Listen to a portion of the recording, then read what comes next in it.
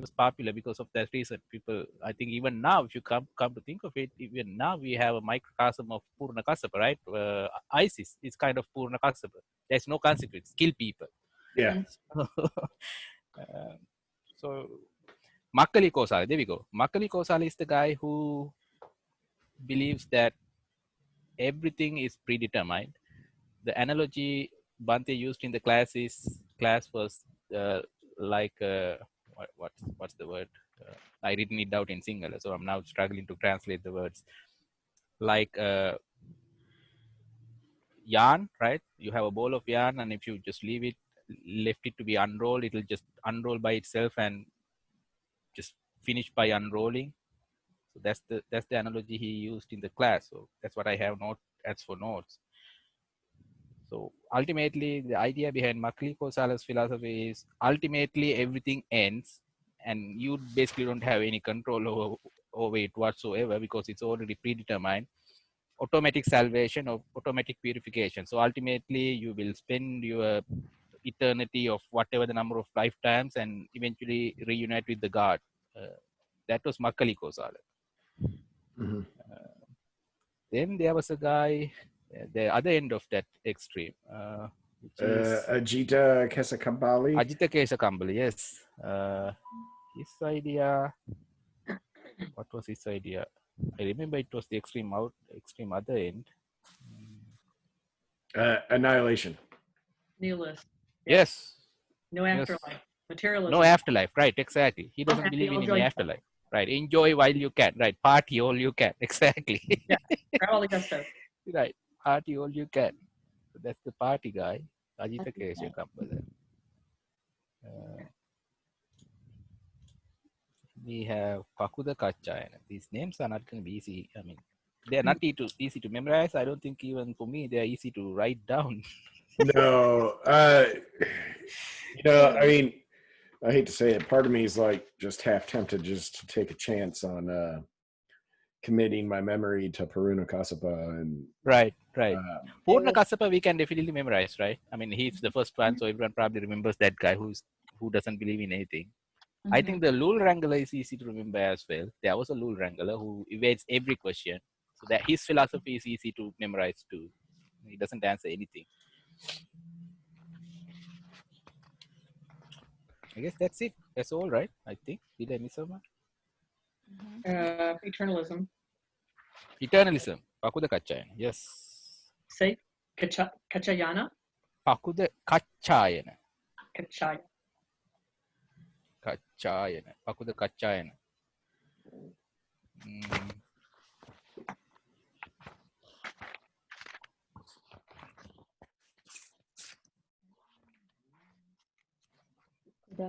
Pakuda Kachayana. Eternalism. It's a continuation. So Aditya Kesakambala believes after this life it ends. Pakuda Kachayana believes no, it's eternal. It goes on and on and on. Is that he is an atomist who believes in the eternity and immutability of 7 elementary substances. Right. So that first link I posted in Slack, it's a 15-page like breakdown of everybody. Might be worth kind of putting in the back of your head.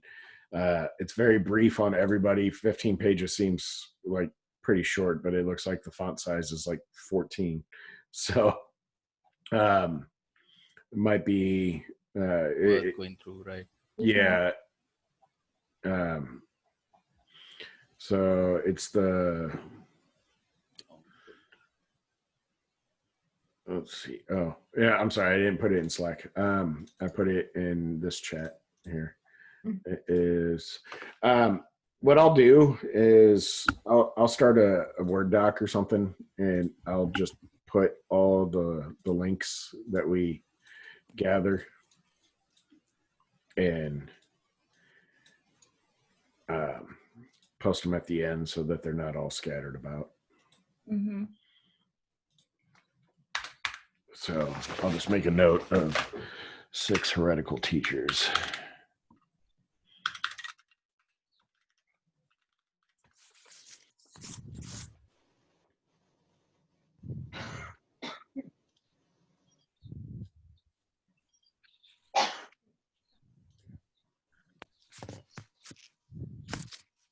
time, I'll try to figure out a way to get pictures of my notes from the phone to Slack. On the Slacker.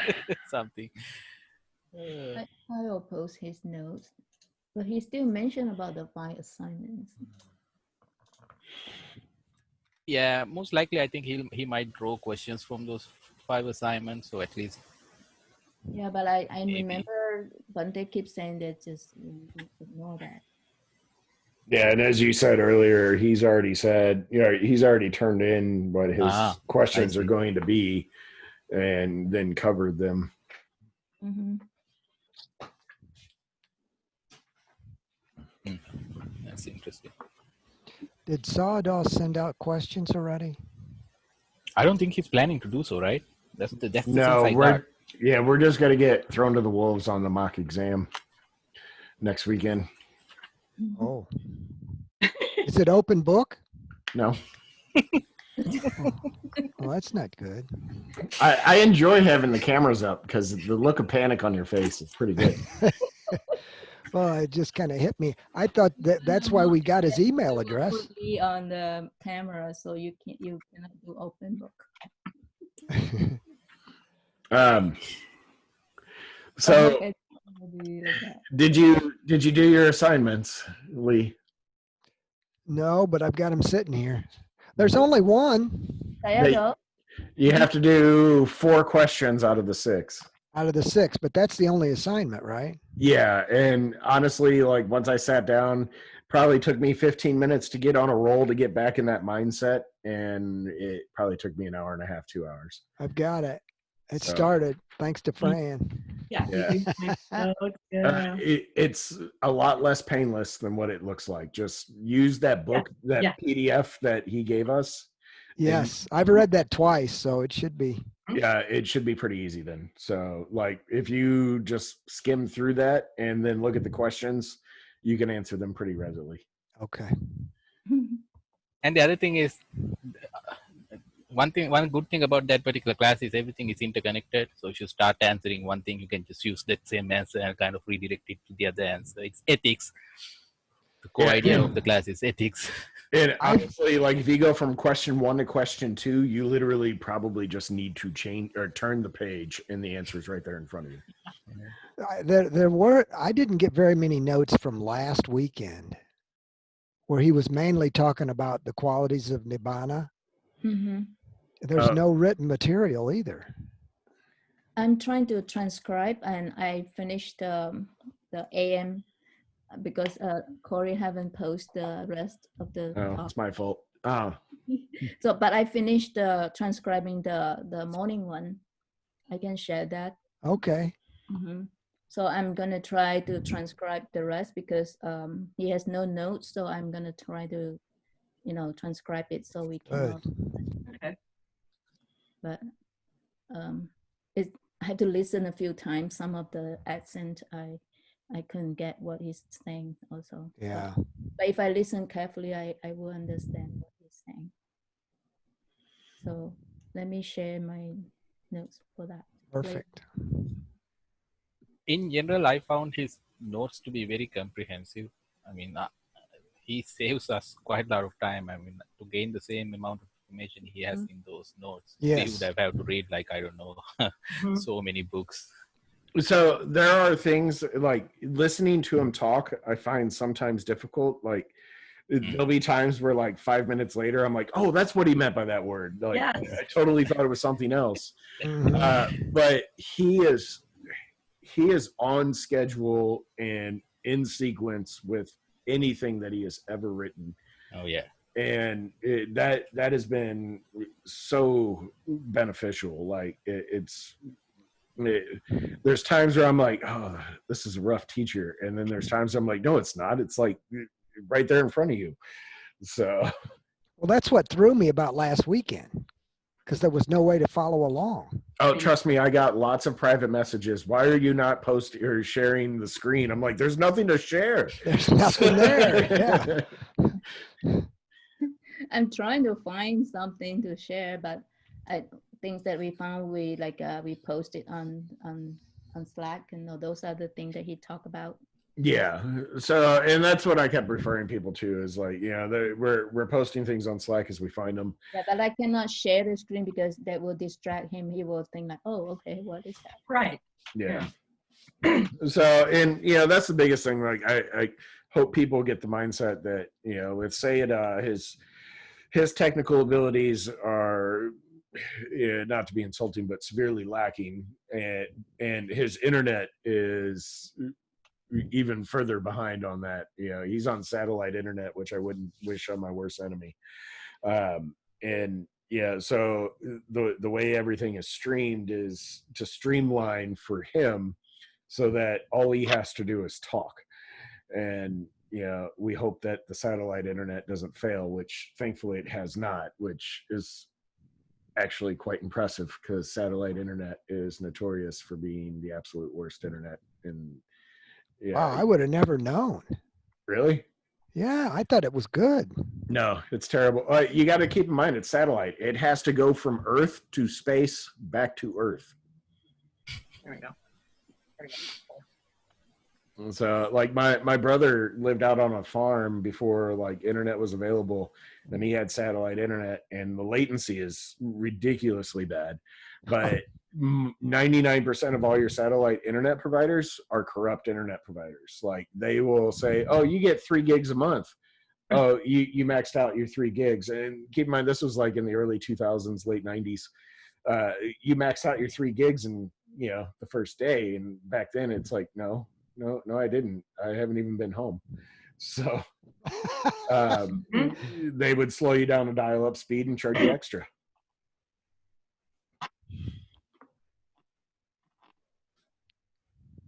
All right, so we got translated notes from Venerable Kung Shi in the chat room. I am trying to get my PDF or JPG to PDF converted here. Give me a second. I think I might be able to share my notes in a bit. Okay. Okay, let's give this a try. Dennis, how you doing? Fine, thank you. The Did dog you and I do- got soaking wet and muddy. Oh, there was That's why I was storm late there. to the deal. Kidding. Huh? Walk. That storm there at your Pardon? area? Storm? Now we were out to home place and we got messed up out there. And so we made it back here. I'm still wet. Oh, see. Challenges. Oh, So it's you a had big PDF. Sorry. Is it your notes, Theo Shanti? Yeah. I just took pictures. I'll try to do a better job next time. Maybe 20 I'll meg scan my notes. PDF. Yes. Trust me, there is no Is virus that in big? there. There's no virus. There's no malware. Just pictures. Okay. Downloading. All right. So as far as the heretical teachers, is that what your notes are on here? Yes. So I Okay. think those are notes on 5 of them. I think the last 2 I didn't even take notes because the last 2 I kind of remember. One is the Lul Wrangler, the guy who evades. Oh yeah. Sanjay Bellatta Putta. The other one I specifically remember Niganta Nata Putta. Niganta means even in my mother tongue, Niganta means the one who is naked. So that's the guy who is extreme non-violentist, violent. What is the term? Non-violentist. What do they call those? Cloud? Yes. So that's one clan, Cloud Clan. Yes, yeah. Cloud. you got it. Yes, that's the guy. They exist. They even exist even now.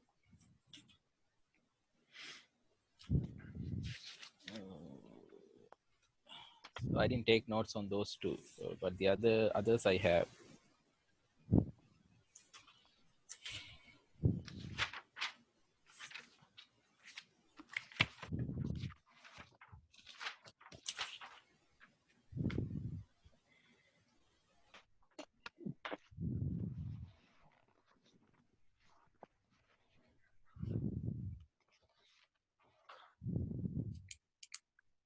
Let's see how fast I can type.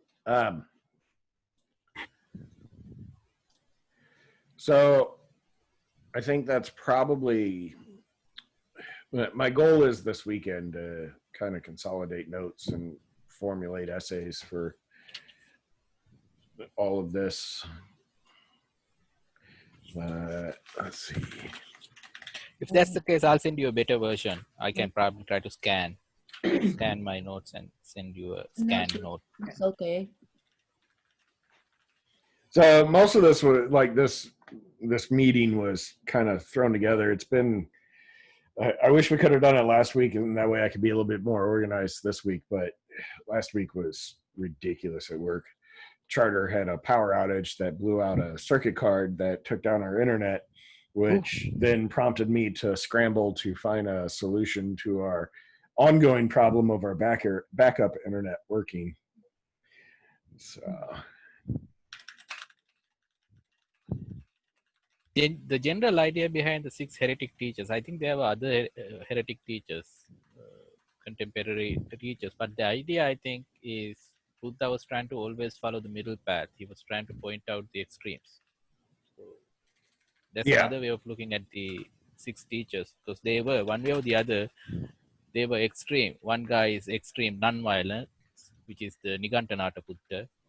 The other guy is extreme violence, Purnakasapa. The other people in between, we got extreme materialism, extreme determinism, extreme fatalism. But I think that's the peak. That's, I think, is what we try to, what would benefit from conveying, that Buddha was trying to take the middle path, and he was trying to point these people out as having extreme viewpoints. And he had experienced both ends. Yeah, well, he experienced both, yes, in a way, because he had extreme luxury when he was young, when king, he was yes, at the palace. Right. And then he starved himself to death, nearly. But I don't necessarily know if that's related. Even that discussion, but from a middle path discussion, I think I understand what you're trying to say. From a middle path, he experienced both. Then he had a luxurious life as well as a neither satisfied him. So I mean, wouldn't that make sense? Right. Yeah. Definitely. Yes, for sure. It's related. That's a good point.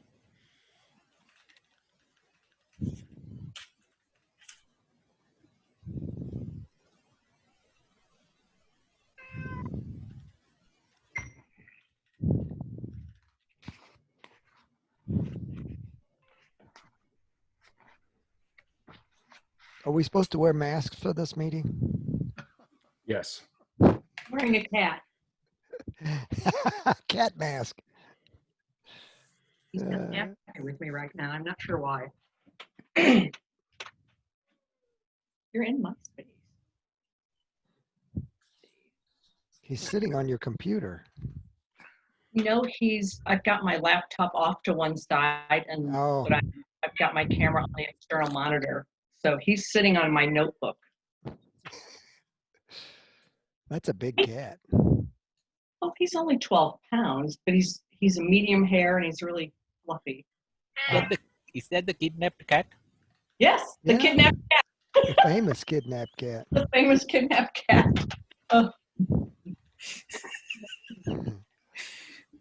That won't be on the exam. Well, no, yeah. Maybe in ethics. Unless you use it as an analogy for ethics. Exactly. He's not happy right now. Because you're not paying attention. So, I haven't heard back from Sherry. Maybe she's busy. I texted her 20 minutes ago.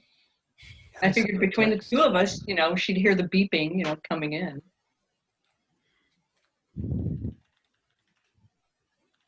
I think she's writing her valedictorian speech. Yeah. No.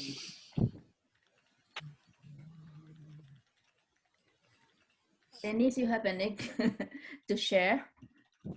Yes, Simon has a need to share. The notes, your studies. He's right on them. Yeah.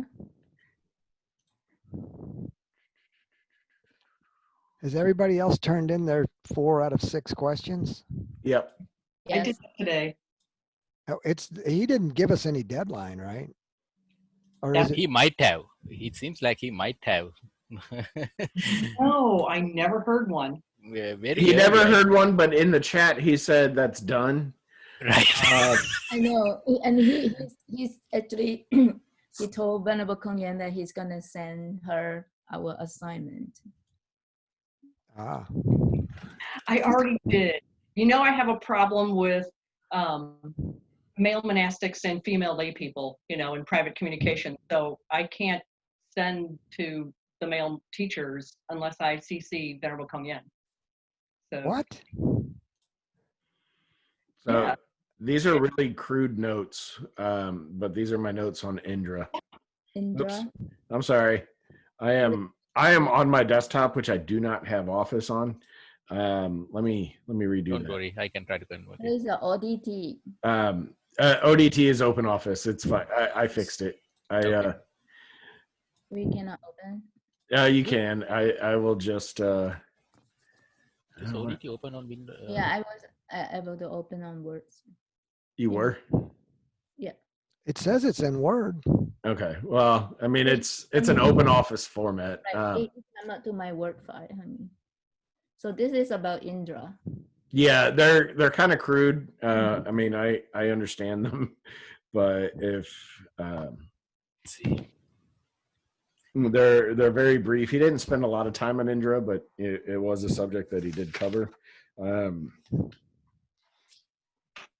So it will be on the final exam. That is one that he said would be on the final exam.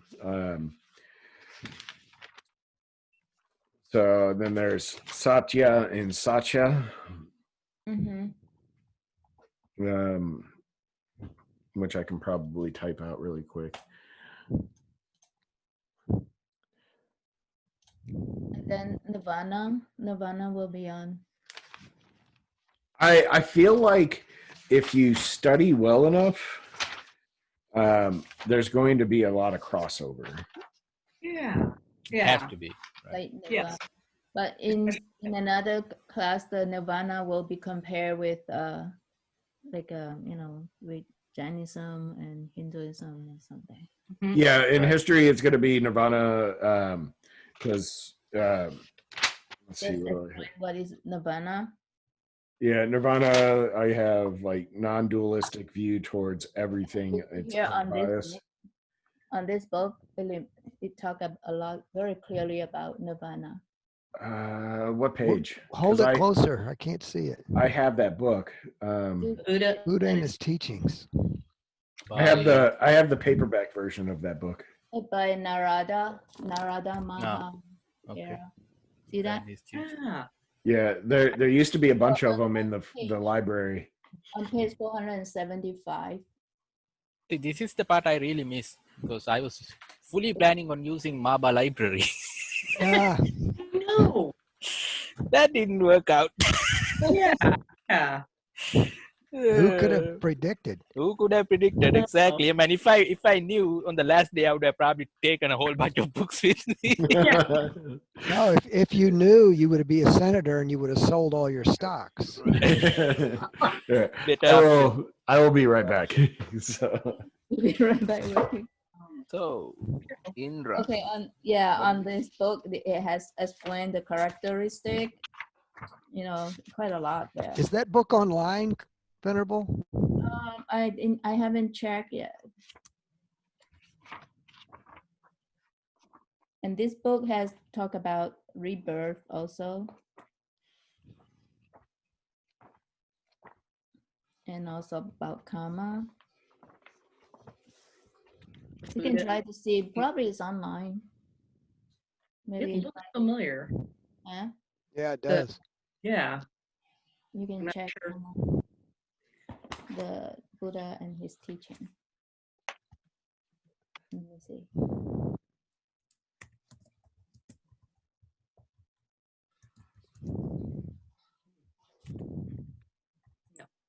Karma, Sansara, Nirvana. Here we go. Hmm? Karma is related to Sansara. Sansara is related Narada. to Nirvana. By So, what do we got? This is in Hinduism and in early version of Hinduism, Brahmanism. The idea is, what is the idea? We are basically instances of Brahma. We spend some time as a human and go back to karma, go back to Go back Brahma. to the Brahma. Yeah, one way or the other. Either depending on the amount of karma we accumulate, we have to stay longer or less. But ultimately, the idea is to go back to karma. No, sorry, not karma, Brahma. Brahma. Brahma, Yes. yeah. We Go eventually back to go back to Brahma. Brahma. Brahma create you, Right. and then you come, and then you come and create your own karma. Right. Exactly. Yes. A lot of That's things. correct. Right. Yes. And then, but at the end, you will go back to him.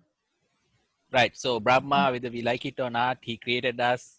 Now we got to find a way to get back to him. Yeah, he just let you out to play, and Yeah.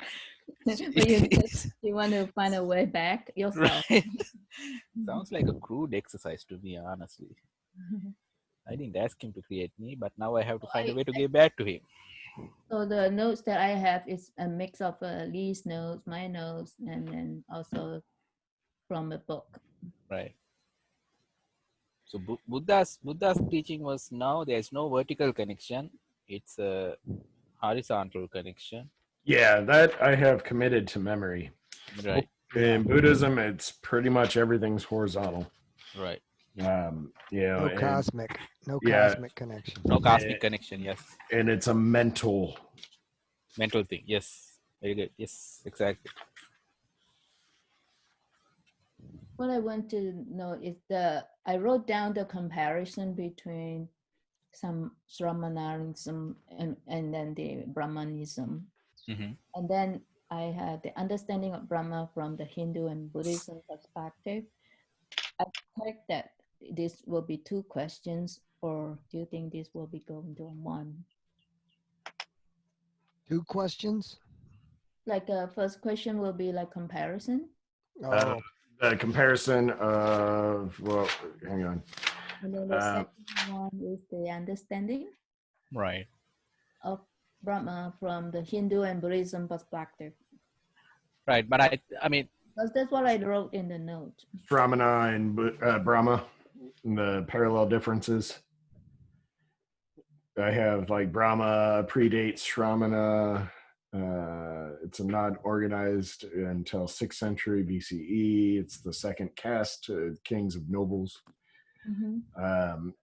Caste was based on occupation. Yeah, to right. This is all towards Brahma. They're made up. Yeah, 4 periods, the 4 Vedic periods. And then I go in to explain Brahma was a member of one of the 4 castes. It's the highest caste, or considered the first caste.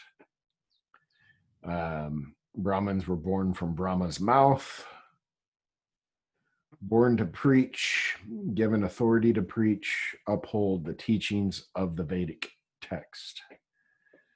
These might be things everybody else has. Like, I feel like my notes started off really strong on when he started going over the final stuff, and then like in the middle it kind of got a little chaotic.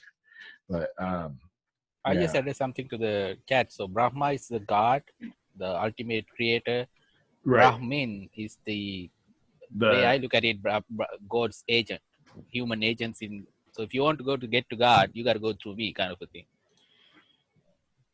Brahmin and Brahma. Yeah, actually that's a pretty good analogy. Mm. Now, not to get too distracted, but if anybody is looking to progress in their poly, I'm glad I found this after the fact, but I have all of the answers for the book. So the book that we were using, we've already, I feel comfortable saying this because we've already went over the answers for exercise 11 that's going to be on the final. So we already have those, and there are some minor differences, and I'm going to go with what we covered in class. But I can upload it's just a doc file, and and kind of just has all the answers for all the exercises that's in our book that we're using. So if you guys want to progress on your poly, then I have something. There's tons and tons of forums out there because there are not many poly classes. You know what we should do at some point? We among us, we should probably come up with our own answers and post a set of answers. I think that will help someone. Yeah. No, that's it. Once things slow down, I really want to progress with poly. I really enjoyed poly. And it's something I want to pursue after, finals, and I can dedicate more time to focus on it. So definitely. I mean, my objective, I think I even wrote it down on my application. My objective of joining this program was pretty much learn Pali. I mean, if I can learn Pali, then I can read the Pali, I don't know, chantings and figure out what in the world are they talking about. That's my biggest thing too, is I want to be able to read the Pali text, and because there are minimal translations, and I mean, I'm sure they're highly educated and accurate and things like that, but I feel like there's still a lot more that can be drawn from them. I'm about to write something down which is related to what we were just discussing. There were 4 stages of Hinduism. Started with Vedic, so I'll maybe say it, then I'll also add it to the chat. The Vedic period is somewhere, somehow, someone wrote a bunch of books, Veda books, and there was chanting, and everyone was pretty much blindly chanting Vedic hymns. There was no questioning during the Vedic period. Right. Then people started asking questions. People became more smart, and they were asking, wait a minute, what is this? Why are we chanting these things, such and so forth? Then comes the Brahmana period, where now the Brahmins, the God's agent, started providing explanations, commentaries on the chantings. So Vedic became Brahmana. People were still not satisfied. So some of them left the Brahmana's tradition, went to the forest dwelling period, where they started dwelling on their own, trying to figure out the meaning of life, which is the Aranyaka period. So forest dwelling.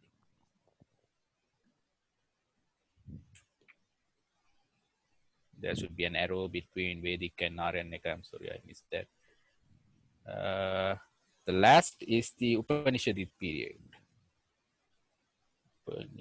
Sitting next to. Yes, sitting next to. I specifically remember Bhante talking about Upanishadic period several times, and I feel like he might have some question. Yeah, I feel like that's very important. So. Right. He was re-emphasizing that quite a lot. So what are these? These are returning forest dwellers.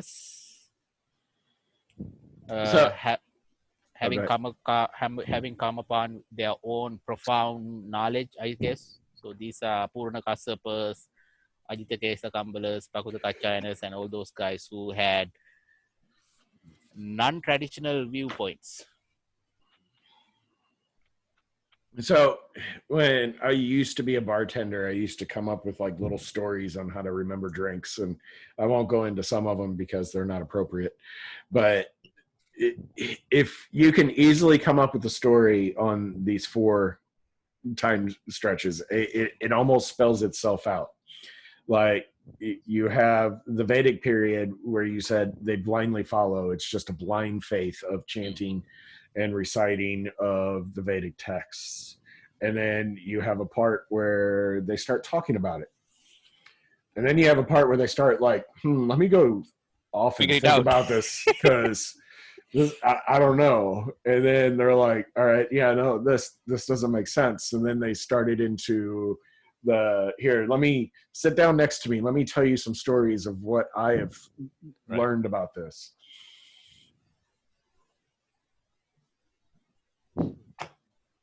So I think that there could be something along those lines in the exam. There's a chance for it title is History of Buddhism. So this is part of History of Buddhism. Buddha, I believe, falls under Upanishadic because one way Yeah. or the other, he figured things out on his own rather than depending on anyone else. So he might be part Aranyaka, part Upanishadic, come to think of it. I think it's Because- pretty firm in the Upanishadic period. Did the Buddha Yeah, really you're right. exist in Iranianic period or Iranica period? I don't That's know. true. I don't know if Right. he was around for that because I mean, he didn't become enlightened until pretty firm into the Upanishadic period. Right, right. Aranyaka period and Upanishadic periods could have coexisted as well because, I mean, Oh, for sure. right. So there could have been people who were still in the forest. Who knows? There might be still people in the forest who left during those days. There you go. I mean, it's said there are people who live in Himalayas who are ageless because they've stopped aging. I don't know whether I want to believe that or not, but it's a possibility, I guess. So yeah, I think Corey is right. So it's probably Upanishadic. He definitely went to different teachers. That much I remember. Yeah. And that's why the six hereticals are so profound. I mean, not only did they gain fame on their own, but they are ones that, coincided with the Buddha himself. Right. Contemporary teachers, yes.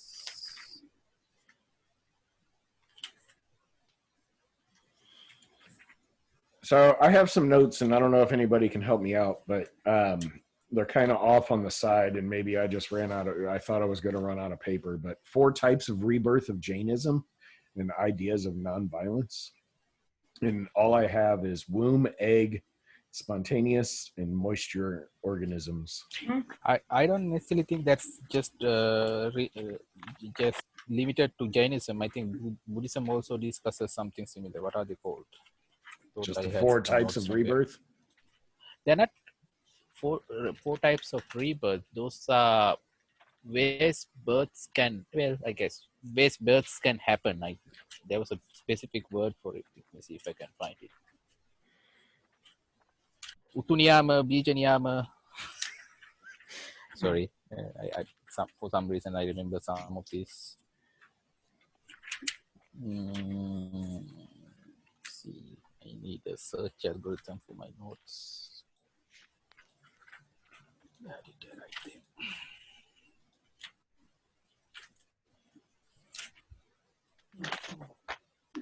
Pretty sure I have them somewhere.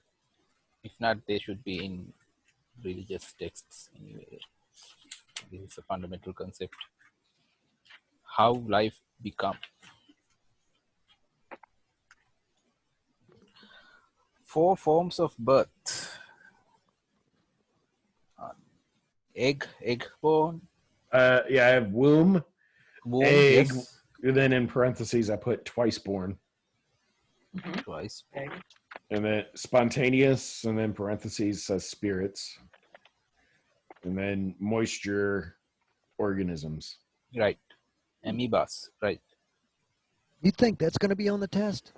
I don't know. I mean, I think a lot of so these notes that I have that I'm talking about right now are like these are from the last 4 videos that I uploaded from the history class. These are things that he said without confirming because of sake of scholastic rulings that they're probably going to be on the final.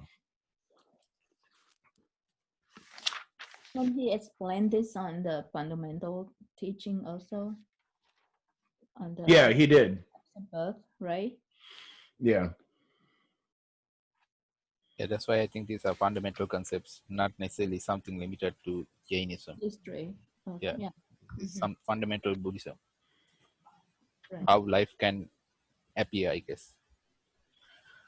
So they can appear with an egg, so that will be like a chicken. Can be from a womb, like a human. from moisture, microorganisms. Grow Last one, there's no lineage, they just appear. So kind of like spirits, yeah. they're just spontaneous. Mhm. They're spontaneous. Just need the Pali terms. Opapatika. Opapatika. Yeah, Opapatika was for what? That's the spontaneous one. Mhm.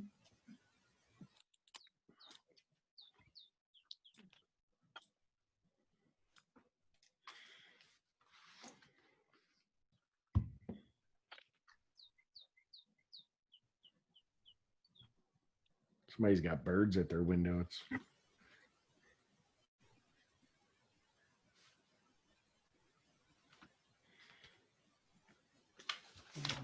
I don't know how to write Mr. Is there you go.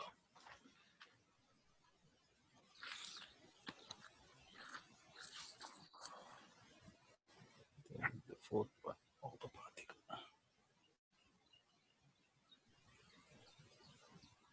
Here we go. Those are the four. Okay. I just didn't have the poly terms, so that'll help out. I have a feeling that this might be a potential question for more than one subject. So, Yeah, this one I think is a fundamental concept. yeah.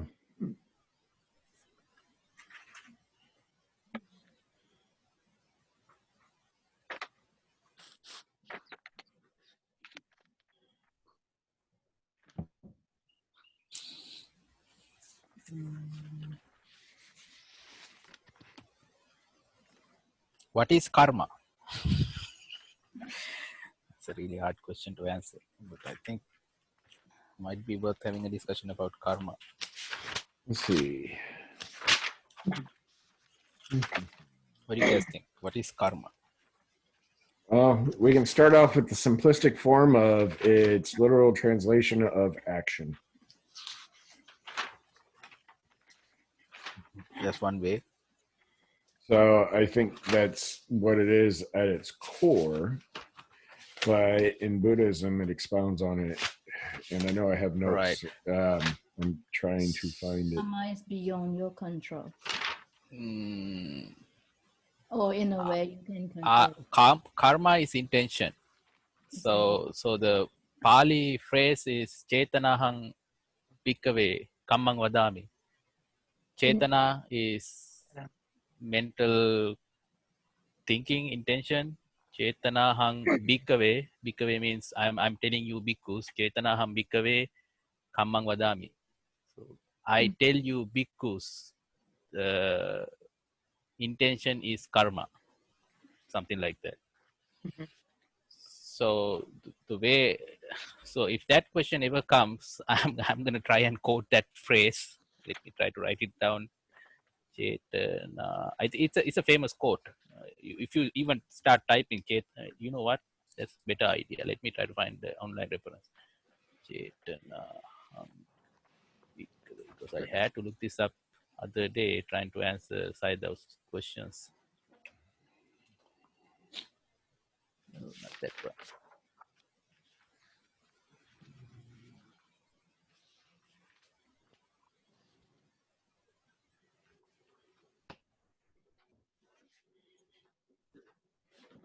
The exact phrase.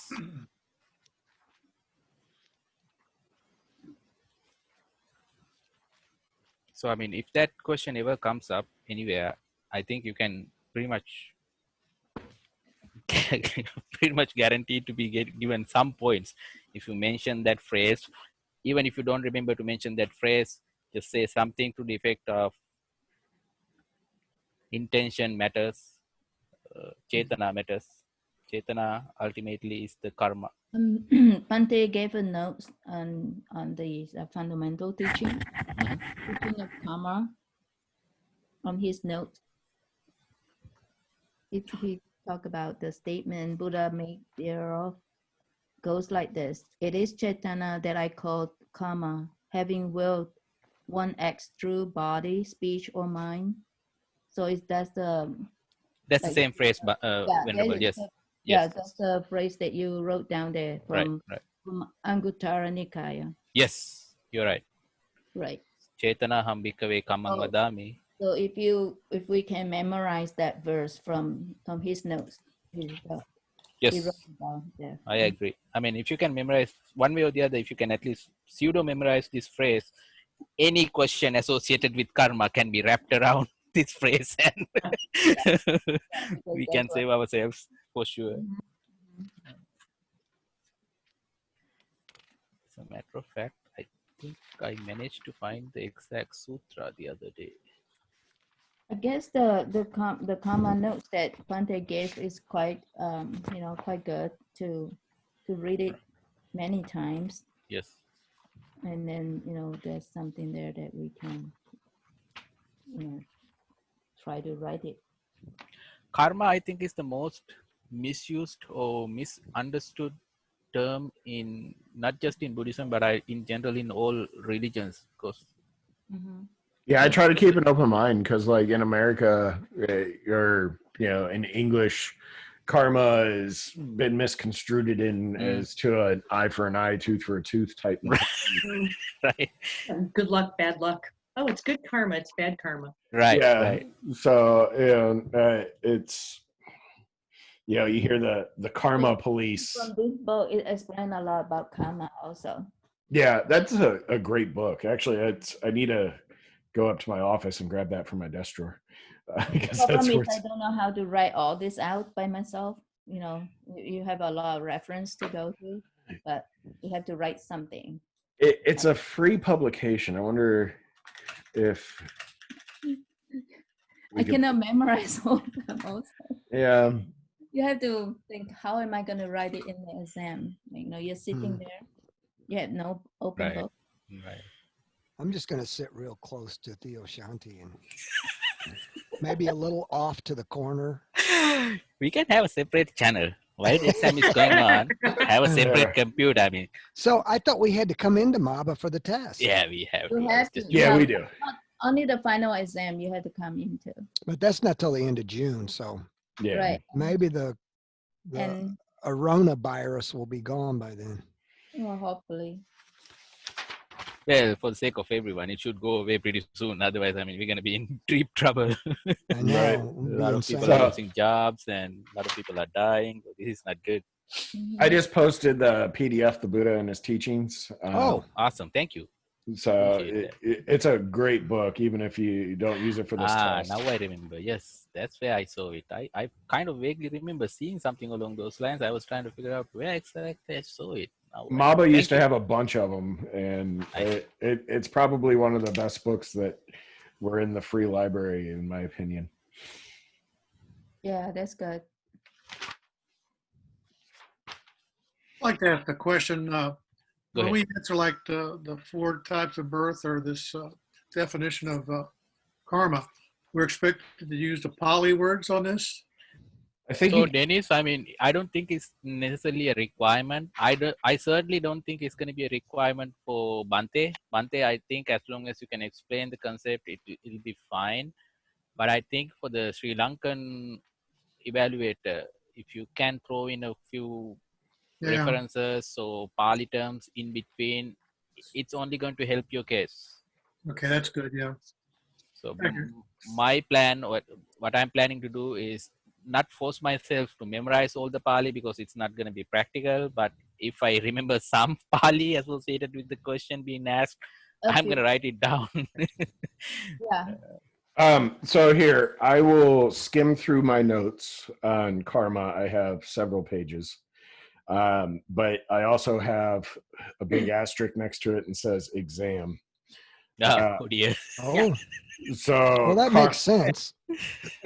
Karma, It's karma. Yeah, karma is the most critical term. Right. It's a This very is critical under term. his critical terminology notes. Right. In Brahma, in Atman, it is considered cosmic individual soul. It is a vertical connection in Hinduism and Brahmanism. In Buddhism, it is an internal connection. There is no divine being. Paramatman and Atman, I think is that I think is what you're trying to refer to. Yes. Paramatman is the God, the absolute soul. So I guess the way to look at it is Yeah, Brahman and Atman. right, Cosmic, Brahman and Atman, right? yeah, cosmic and then individual soul. Right. So I broke down karma.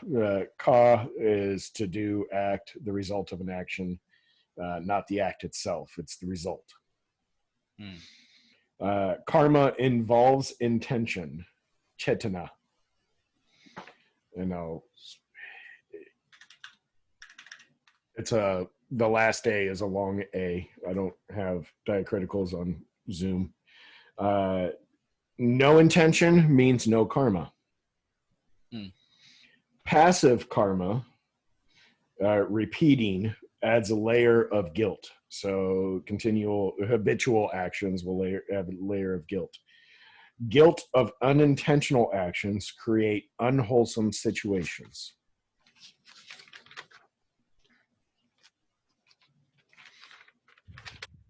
So apparently I am missing the 4 layers of karma. I got 2 down and I probably missed the other 2. Which 2 do you have? Guilt and fate.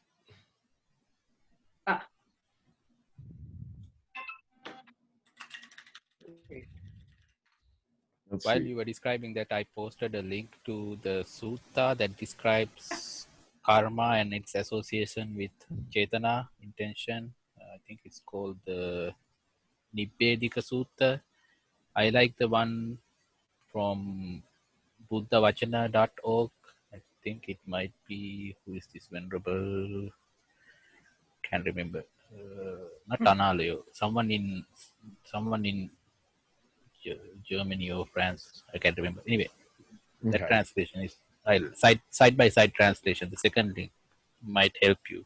If you scroll down a little bit, if you scroll down, there are subsections. So karma, vedana, sanna, asava. Some of these things I even don't know. And the next one is kamma.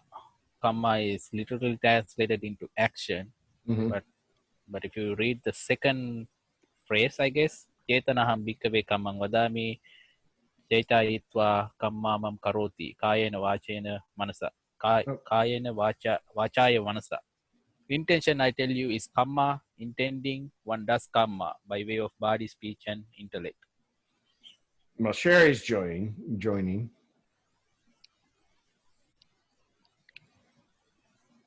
So I'll come back for the 4 layers of karma. I gotta figure out where that note is.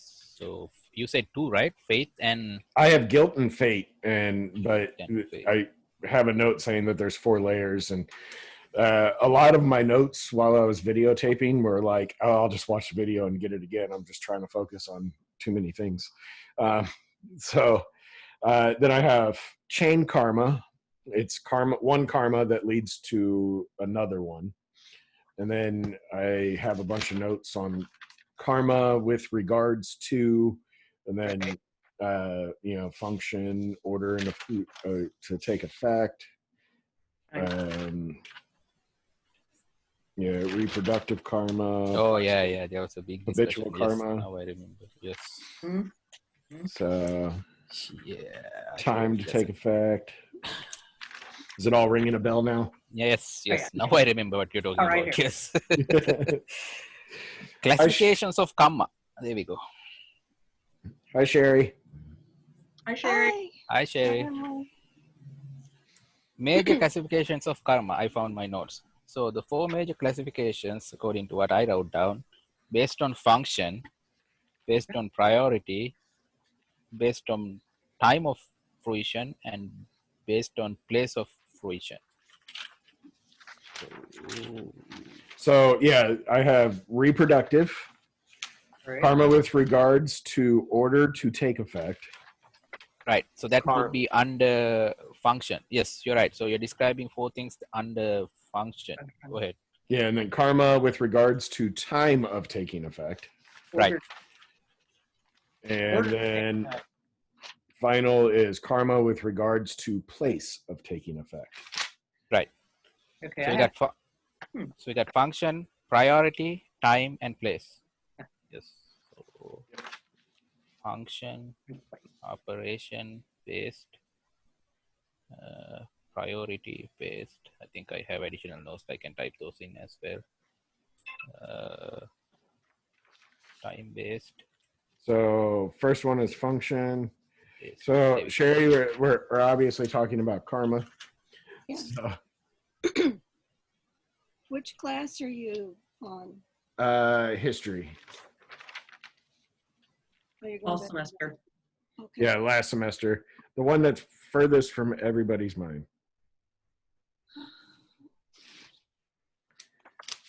Right. I have additional notes. So those are the 4 major categories. I will share my notes on the subcategories or sub karmas, I guess. So 1.1 is reproductive. Reproductive is Janaka karma. We can maybe we can afterwards we can have a brief discussion about the individual ones. Supportive. Sherry, do you have anything on the 4 layers of karma? Let me get out my books for that. Okay. Yeah. I don't seem to. Pidaka and Pagata like previous. Destructive. Pidaka. This I'm gonna completely cheat you guys on because these are stuff I learned when I was in grade school. It's just coming back to me. That's why I don't remember the English terms, but I remember the Pali terms. Destructive. Doesn't help me anyway because I still gotta figure out which one is what. Stop trying to be modest. You got an advantage. I have a slight advantage to be honest with you. Because some of the words I can kind of translate real quick. Some of the words in Pali are the same terms in my mother tongue. Why can't I scroll? This is not helping. Corey, Yeah, you started that 4 categories of karma: guilt, fate. that's all I got. I'm hoping somebody else jotted Yeah. down the other 2. Theo Shanti posted it, didn't you? No, I'm talking about something different. You got something, Dennis? No, back to Corey. I got the same thing where I got guilt and fate down and then it dropped off. What was the date? What was the date of the lecture? I can look mine up. Yeah. 9/4 in the morning on Saturday. September. That's way back.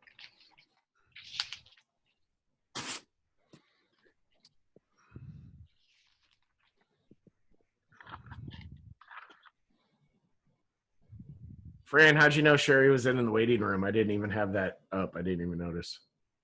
She said she was waiting to come in or something like that, and I went, Oh. okay. I thought she's in the waiting room. So You say it was on September the 4th? I don't see September the 4th. Saturday. I've got karma on September the 7th. Let me look. Yeah, that makes more sense to me. Okay. I must have been out of town that weekend because I don't see September 4th or September 7th or 9th. Let's see. It's gonna be 7th or 8th. Okay, on the 7th, they have a bunch of stuff on karma. What's the Let's 7th? see if I wrote down layers.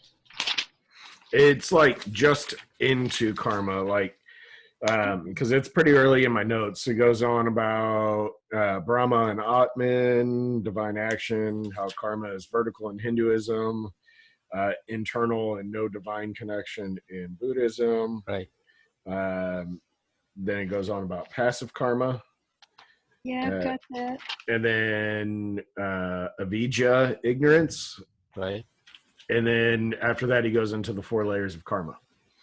So Again, I think he's referring to 4 layers of karma: the functional layer, the order layer, the time layer, and the place layer. Those are the four.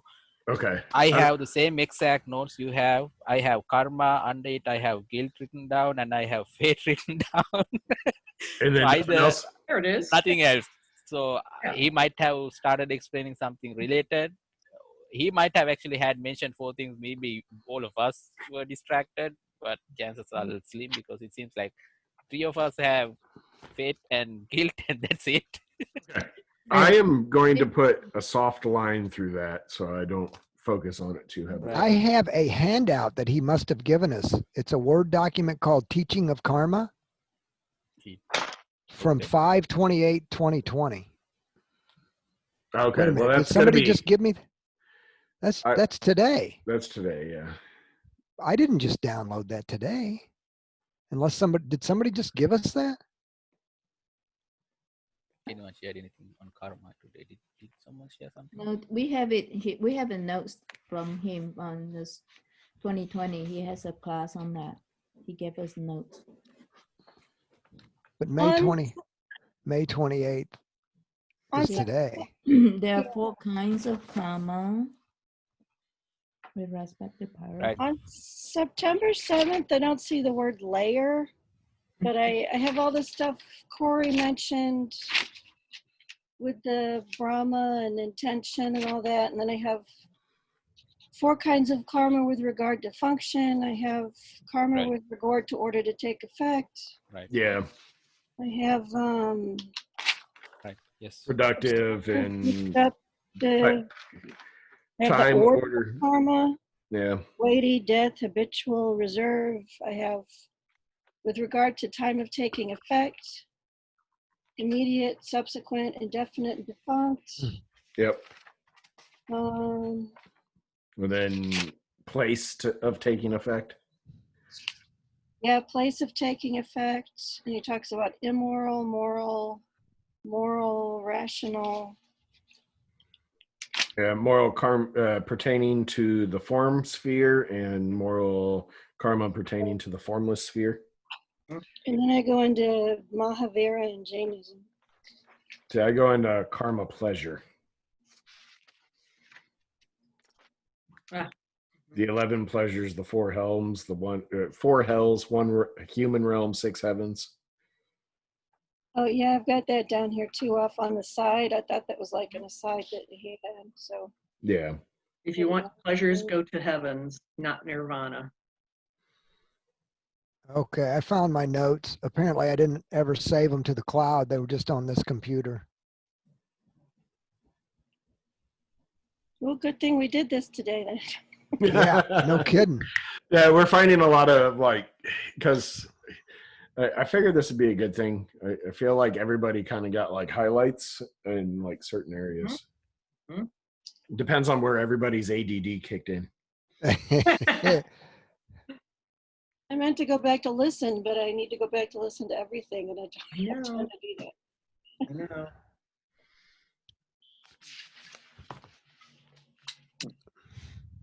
Going to try to finish up what I was writing. I had a question from last weekend. He was talking about the different names or synonyms of karma. Is that from the Samyutta Nikaya? I couldn't figure out. It sounded like it might have been the 33 types of karma, but I'm not sure he said 33 because I kept getting lost in what Sayadaw was talking about last time. Yeah, I think all of us did. The closest thing I could find was maybe the 33 names of karma. It's let me pull out that book again.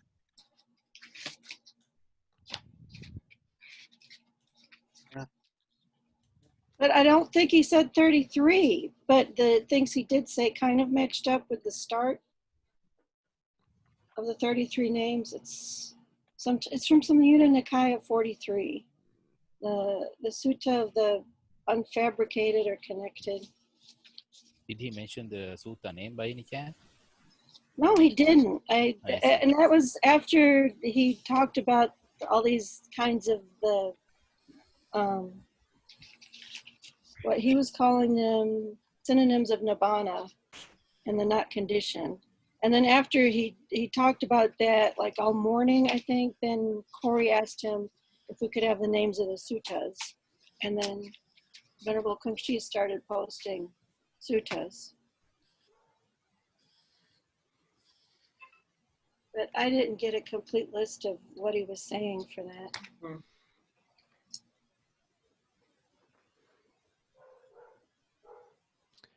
It's interesting. My notes on the 4 stages of karma have the same 2 that Dennis and Corey have. Okay. And then it goes to 3 types of pre-Buddhist religions.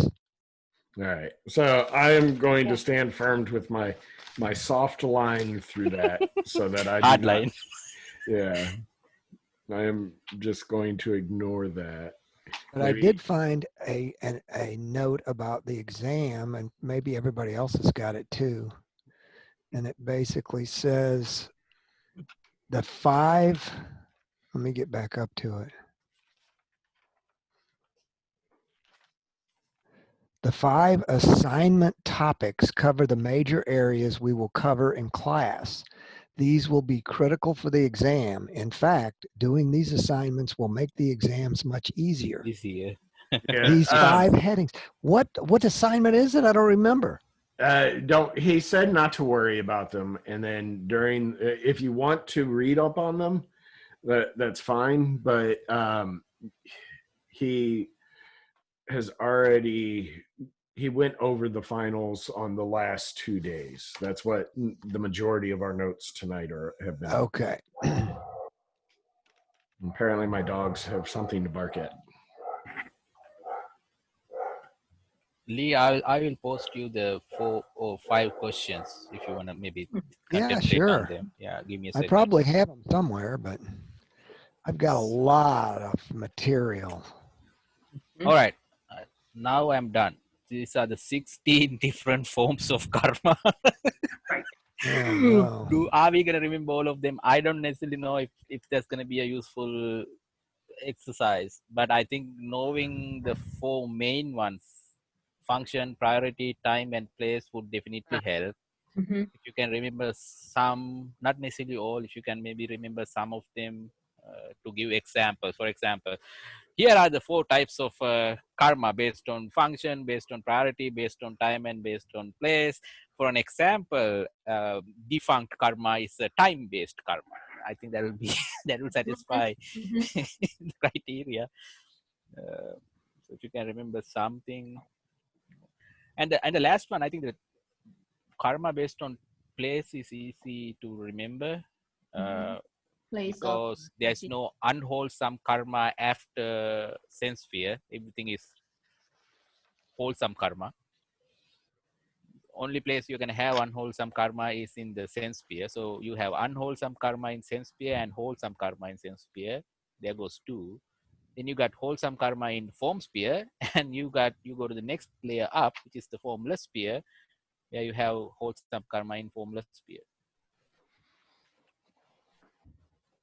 So that will be based on the place. Now to Lee's question. 5 questions. Let me see if I can find them. Oh dear, there you go. Found it.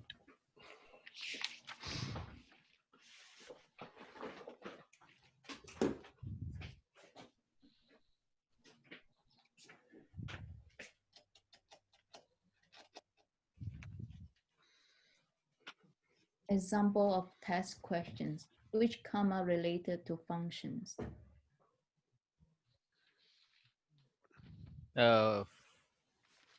Which karma relates to functions? That's going to be the reproductive karma. They do not use Pali terms. Do not use Pali terms. Reproductive, supportive, obstructive, and destructive is the karma with regard to function. Mm.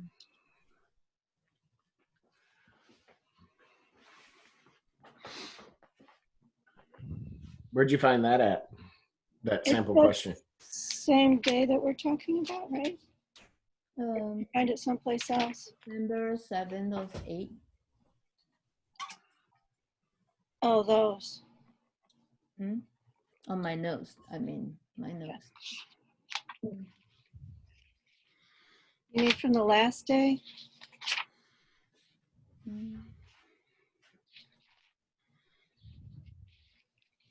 On the last day, I wrote. There goes the 5 assignment questions. Only Oh, one of the assignment questions.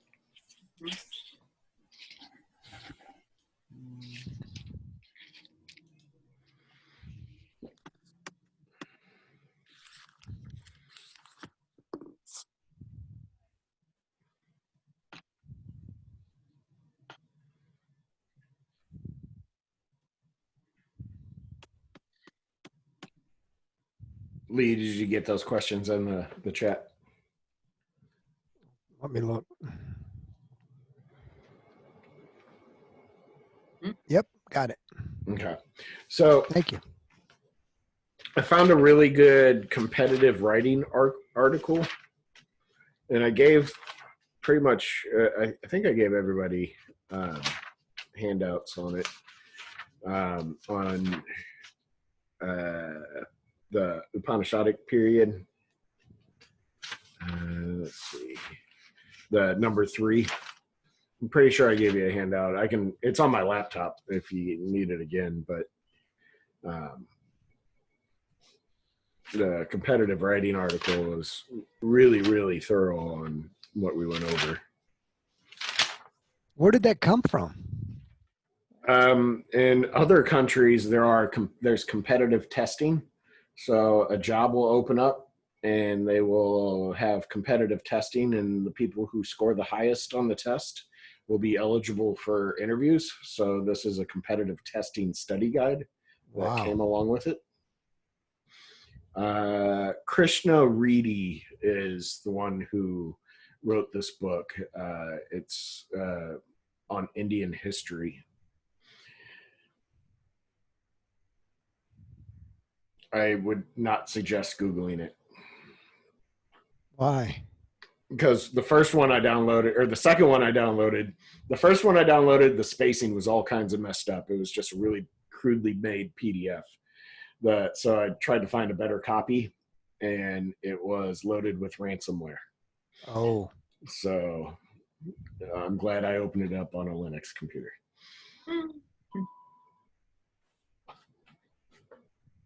the meaningful exercise to maybe very briefly go over each of these karmas for the benefit of everyone. Would that be useful? I've got pages and pages of notes, it seems.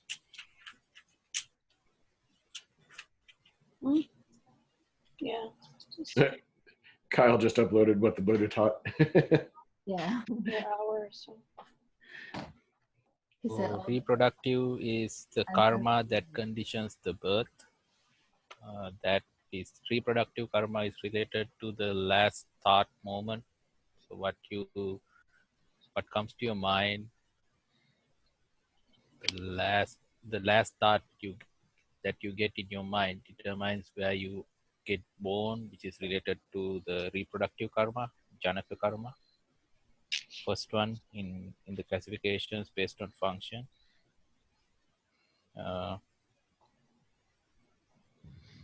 The second one, the supportive karma, as the name implies, supports reproductive karma. It comes along with reproductive karma, feeds the reproductive karma. That's the notes I have.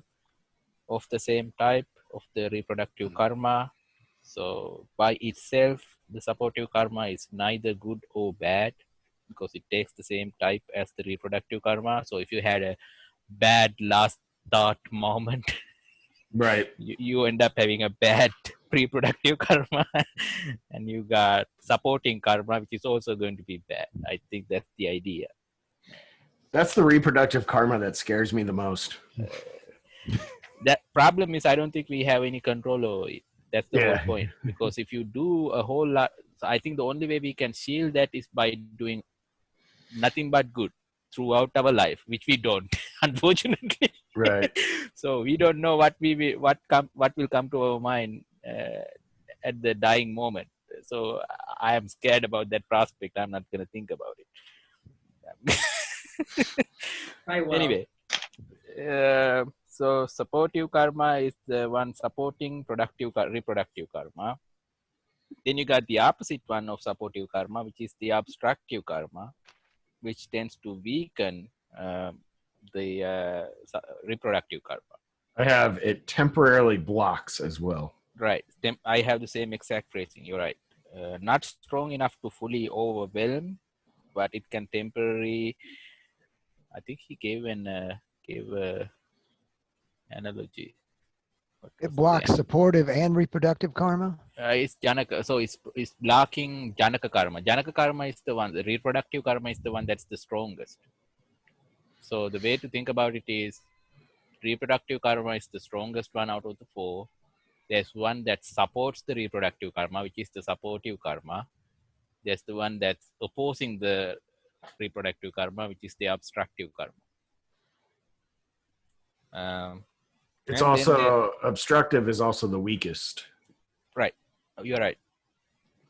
Then we got the destructive karma, which completely can nullify the effect of the Janaka karma. So I think the way to think about the destructive karma is, if you achieve, one way to think about it, I guess, is, correct me if I'm wrong, but if you achieve nirvana in this lifetime, you pretty much killed any chance of getting rebirth. So that itself would be a destructive karma on your future reproductive karma. Did that make sense? So if you can somehow finish your life cycle in this life, and if you achieve nirvana, you're not going to be reborn again. So you've effectively killed reproductive karma. So that would be a destructive karma.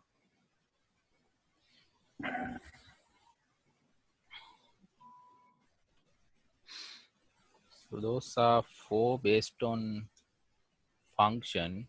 They're kind of interrelated, come to think of it. The main one to remember is the reproductive one, which is the last thought moment, which determines how you're going to be reborn, where you're going to reborn, and all that stuff, I guess.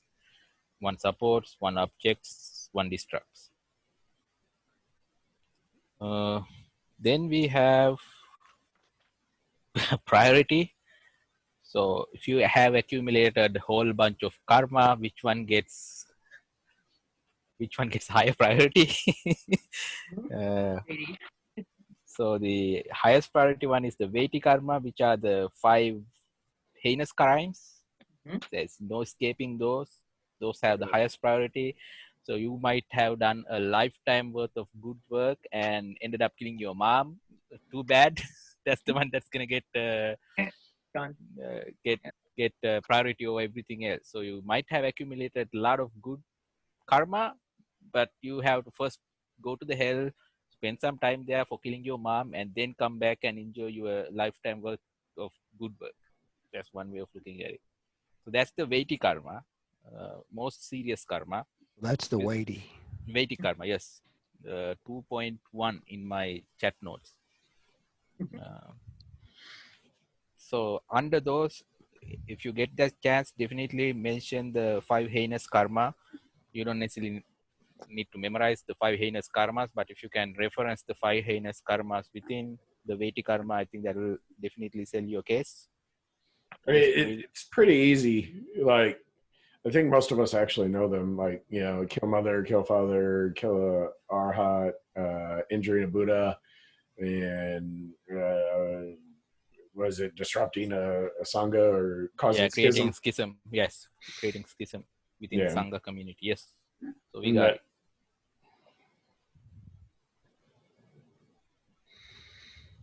So then we got the proximate. Is it proximate? Yeah, yes. Which is frequent thoughts, right? Proximate karma, yes. So affects your last thought. Yes, that's related to the last thought. You're right. So what one does or remembers immediately before the moment of time. On the second semester. Say it again, please. He gave us the notes on the on the Oh, he did?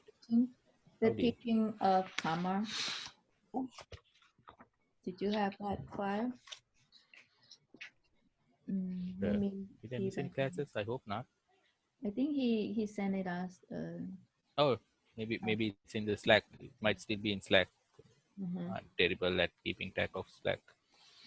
Me too. I slack. Slacker. Yeah, slack. It might be there. I'll check that out.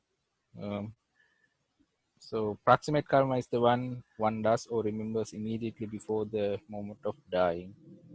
Mhm. An action that has already taken place but continuously revisited in the mind. So something profound. Hopefully it's a good thing. If you've done something profoundly good, it comes to your mind constantly. So hopefully that will also come to your mind just before you die. Happy memories, happy next life. Yeah, I have it as revisit emotionally. So Right. Revisit. that way it's Yes. kind of vague as to whether or not it's good or bad. Right. So that's approximate karma. Then you got things that you do out of habit. Go ahead. Yeah, Sherry, the you were gonna... teachings of karma are on Slack. Yeah, the teachings of karma are on Slack on April the 12th, if you want to look those up. Is it April the 12th. under... On Oh, so it was done this semester. So that would be what? fundamental teaching. Fundamentals. Gotcha.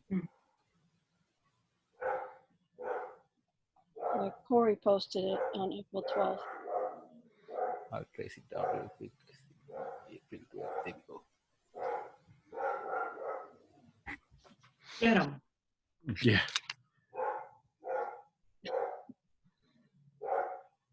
And we got a lot of material to go over. Yeah. You're not lying. It's not gonna happen. Here we go. Teachings of karma. Down. Yes. Download complete. Ready to download. Of April what? April the 12th.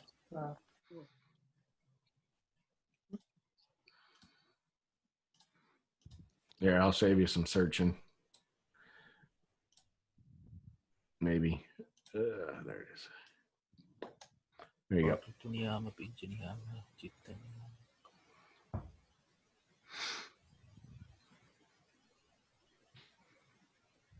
So you got classifications. On top of it, he has listed physical order, genetic order. Oh dear, that's gonna Oh, yeah, this goes over everything. So on Slack, you can save it to your save item file, so you can easily find it. Solution. Save. Saved items. There you go. All right. Yeah, were we? We talked about. We're talking about habitual karma, I think. Yes. What is under habitual karma? This is performed regularly. So this is from the notes Bhante has shared, or Corey shared. This is performed regularly, or it may be a karma that is performed once and it is recollected and remembered all the time. All right. That's going to be a little confusing because I thought that was kind of what. How can it be a habit if it's only performed once? Well, you do it once, but you remember it over and over again. That's the idea. So in that sense, it's habitual in the mind. It's a karma that happens in the mind, not something that you physically do, like biting your nails, which I do all the time, unfortunately. It's something silent. Or Right. dormant. Right. Sometimes has connection to past life. Could be. And Yes, the difference between those two is in the order they take effect. Death, proximate comes before. So proximate karma comes before habitual karma, right? Yeah. Serious one is the weighty karma. So the 5 heinous crimes, they take precedence over everyone else. If you haven't done any serious karma, hopefully no one here has done it. Then you get to the proximate karma, which becomes effective at the dying moment. It seems something that you remember on your deathbed, last thought moment, chutichitta. Then you got the habitual karma, which is something mentally, physically, or verbally habitual, I guess. I need to correct my notes as well. Did you say habitual karma? Yes, habitual karma. Yes. I have can't have past life connection. It is silent. Can't have past life connection. For habitual karma? Yeah. Interesting. So it's something that you do this lifetime? Yeah. Let's see. I'm trying to.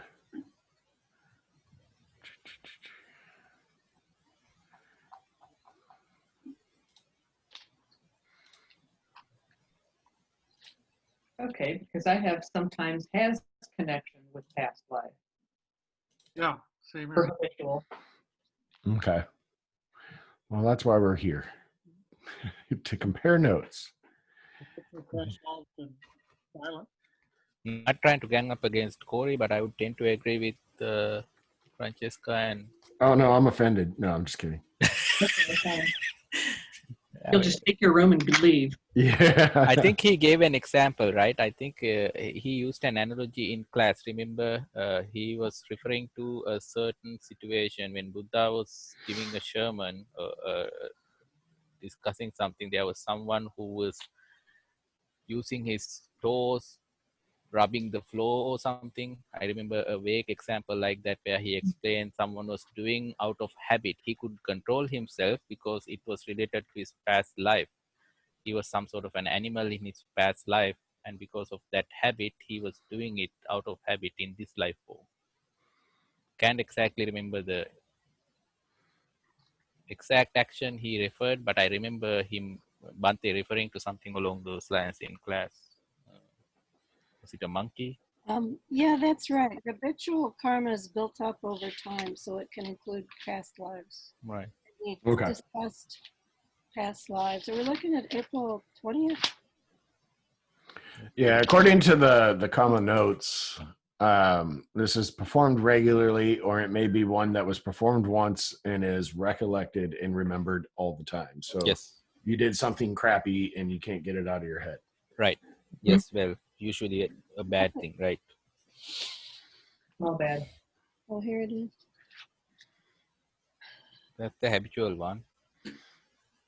Then if you don't have a karma that falls under any of the above three, everything else goes into the reserve cumulative karma. It's the fourth category. Yeah, unspecified, but in my notes I have reserve karma. Reserve, unspecified, I think it's the same term. Yes, Yeah. you are right. Cumulative, reserved, unspecified. So I think those are the ones, for most people, I think those are the ones we fall under. Well, I guess we have the proximity karma, which we don't know what that is. Proximate karma is the karma that is remembered just before death. Right. So I was trying to refer to them in the sense of what we will go through. I mean, if this is the case, which one are we gonna have? Right. Priority wise. So hopefully none of us will have to face weighty karmas. That's the whole plan. We will definitely have the proximate karma, which we don't know what that karma is, because you will only know it before you die, it seems. Mm-hmm. So I just noticed that the karma teaching of karma notes only cover the first two. In the document you shared, is that what you're referring to? Yeah. And these are the notes that I believe Bante shared, and I just re-uploaded into Slack. Yeah, and they share these notes. Yeah, I think he uploaded them into the Zoom, and I was like, well, these are going to disappear quick. So You are right. He's only talking about the first two, right? He's not talking about time and place. Yeah. Place is easy to remember, at least that's the way I look at it. Time is also kind of easy to remember, right? There are some karma that's going to take effect immediately. So in this lifetime, then you got karma that is going to take effect in the next lifetime subsequently. Then you got karma that's going to take effect at some lifetime indefinitely.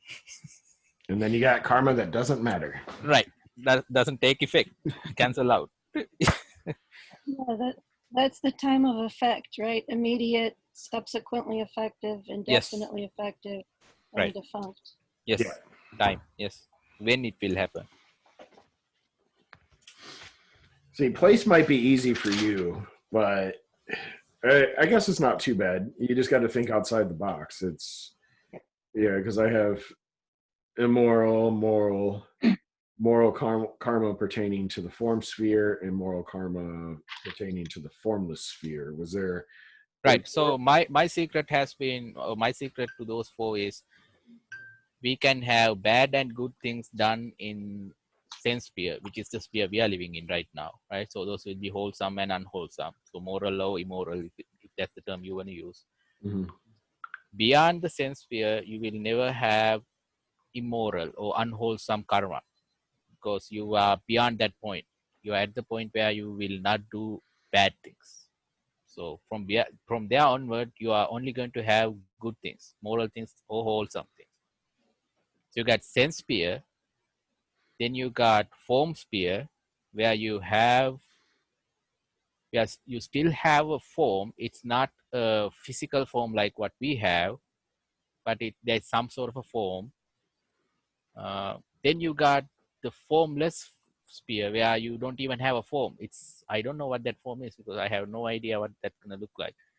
Uh, so if you split the cosmology, is it the cosmology? I think it's the cosmology. So if you split the cosmology into three groups, you got the sense sphere, form sphere, formless sphere. Then I think it might be easy to memorize the four types based on place. You can have wholesome and unwholesome in sense sphere. Then you can have wholesome in form sphere, and then you can have wholesome in formless sphere. Does that make sense? But you can't have unwholesome in form or You can't formless. have. So that's the whole point. Yes, you cannot have any unwholesome karma beyond the sense sphere. That's a key point. Yes. Okay. So which begs the question: if that's the case, why do gods fall from grace? To me, that kind of feels like they did something Because, bad. well, they still have their karma that they built up in the past. They So when the expire. good karma that led them to when it I expires, see. then they fall back I based gotcha. on the other karma, which then comes to That fruition. makes sense. Yeah. Yeah. So Thank it's you. that indefinite karma. Right. Right. Yes.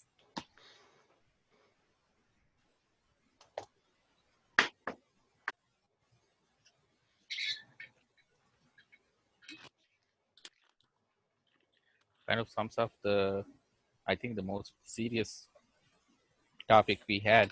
One of the most serious topics we had. Did we ever get beyond the guilt and fate in the four categories of karma? I think it might have been something he started talking about. Yeah, Might not necessarily be. I put a line through it. I'm not going to focus on it. I'm not going to get distracted by it. There's too many coincidences of all of us have two words and that's it. So I don't think it's something to focus on. I think focusing on this, the rest of it, like the four aspects of it, that with regards to function, time, place, and I think that'll be beneficial because that has a strong potential of being on two classes. Karma, I think, is a serious topic in Buddhism. Yeah. It's well discussed, very serious topic. Dennis, you were going to say something? Yeah, the information he sent to us concerning karma back in April or something. Mm-hmm. I jumped from May 11th to, or from April 20th to, I didn't. So in those notes, it seems like he only discussed the first two for some reason. I don't know whether he forgot the last two or whether he's not paying any attention. Is that a hint? I don't know. But it wouldn't hurt. Maybe, I mean, we got two. I think the the two that might be hard to memorize are the first two. The second two might not necessarily be that difficult comparatively. I mean, it's time and place.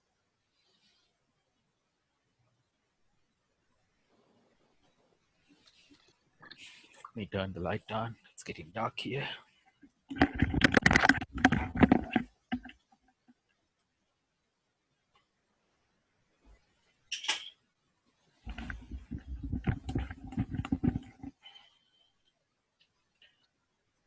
Okay.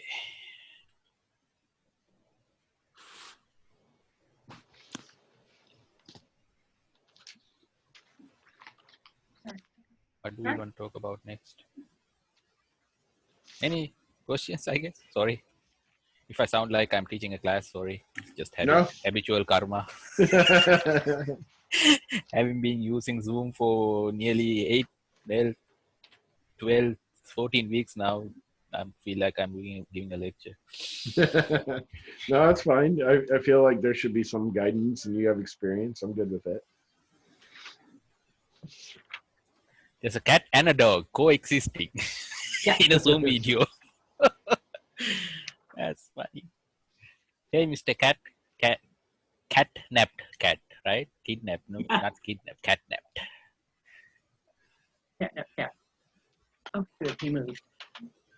It's a little hard to take notes when he's sitting on your notebook. Right. Where do you want to go next? Got karma out of the way. Maybe we can focus on the 5 questions real quick. Yeah. So we got what? Where do we want to start? Give a brief introduction to what led to the origin of polytheism and monotheism in India. Let me find my quick abbreviation that I hand wrote on Upanishadic period. Let's see.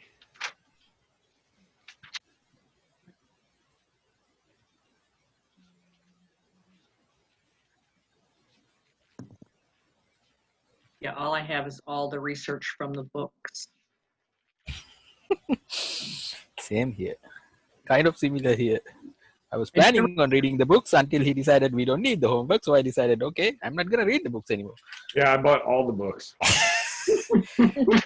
And one of them went out of print in 1954. So Rice David's book, right? I think that one was the oldest one. yeah, and I managed to find one copy, and they're good books, by the way. Yeah, it's a great book. I mean, it's definitely if you want to go to sleep. So the one book that went out of print in 1954, it's so dry. That one was somebody's dissertation, I believe. But I got it from a library that was closing down. It still has a library card in it. I ended up buying Jayatilaka's book. I found that book to be really good. I can't remember the title anymore. Here, let me. Jayatilaka's book. So after reading all the books, I found Jayatilaka's book worth buying. So I ended up buying every book is worth buying. But I found that one to be at least appealing to my taste. So I ended up buying it. So I'm pretty sure I bought another book. I can't remember the other one which I bought. I'll post this in Slack. This is one that I ordered that Bante says is one of the best ones ever made or written. Oh, wow. I don't think I've seen this one before. It's a cheap book too, $7. Huh. Yeah. Even hardcover is not that expensive. It's $15. Yeah. So without digging up my laptop, what I have on the Upanishadic period notes, it was absent of any dogmatism, highest philosophy conceived by human mind at the time. There was 108 total Upanishads, but only 12 are part of the literature. They represent spiritual teachings and investigations. Now a reference point for all subsequent Indian philosophy. It's a tradition rooted in mystical experience, seeking rational and intelligible expressions, and encourage testifying its conclusions, and represents a radical reconstruction of all religious concerns. It's linked to all early traditions. Now, I have more notes on my laptop. I don't know how charged it is, though. But that's what I have handwritten. Let's see. Easy, easy.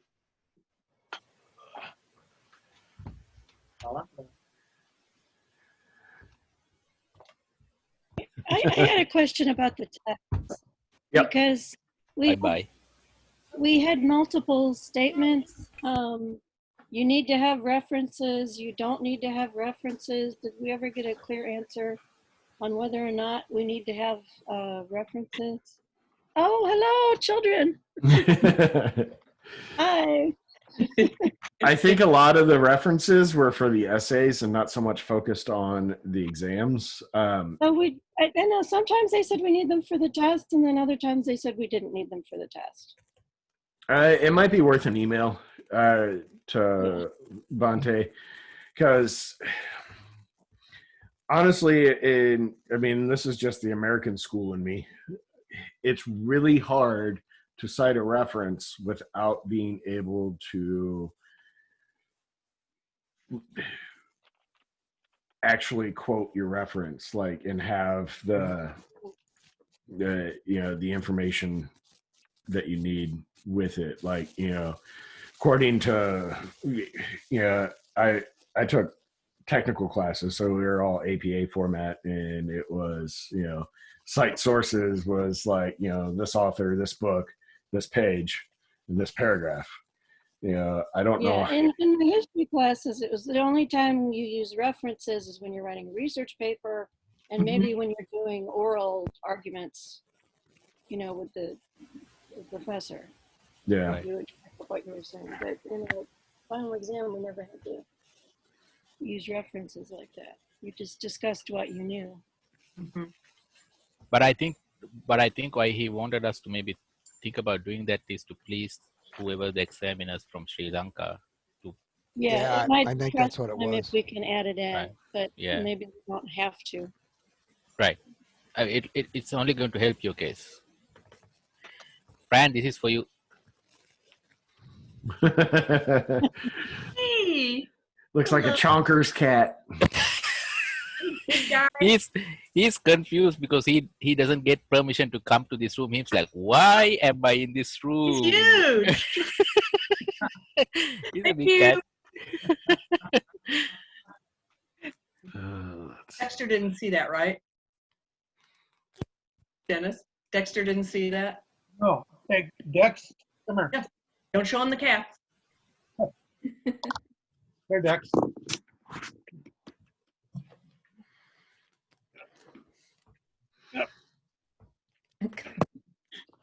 Oh, wow. Yeah. Oh, there you go. Hey, he gets up this way, he doesn't want to leave. Come on. Come on, there's a dog. Come quickly. Come. There's a dog.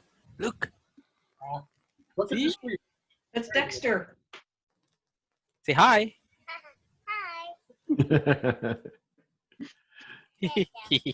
That's so funny, right? Yeah. All right, we gotta get back to work. See you later. Bye-bye. We don't want to get back to work, but that's okay. What's going on? Oh, I think it's with Aya. Close the door with you. Thank you. And Lila's being antisocial tonight, right?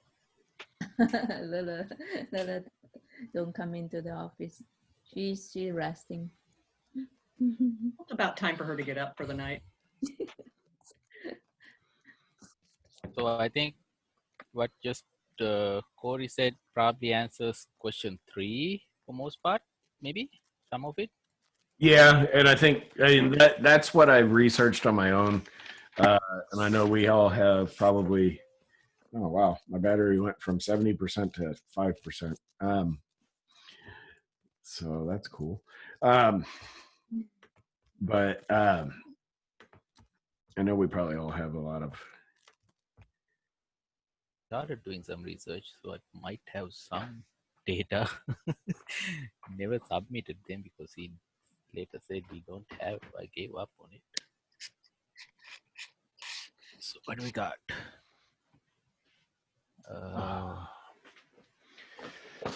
Seems like I started working on first one. Oh dear. Okay, how about I share this with you guys? There's no real harm. So here's what I was planning to submit as my essay for question 1. If I can find it again. Where are we?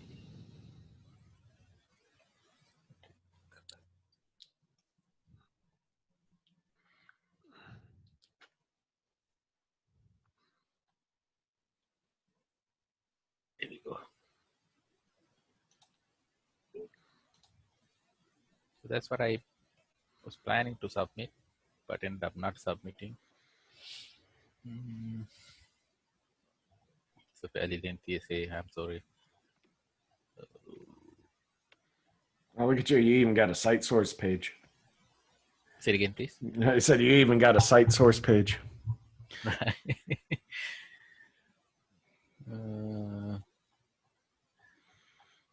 What the idea? What is the idea? I guess. What is the bottom line idea here? So based on what I read, I felt like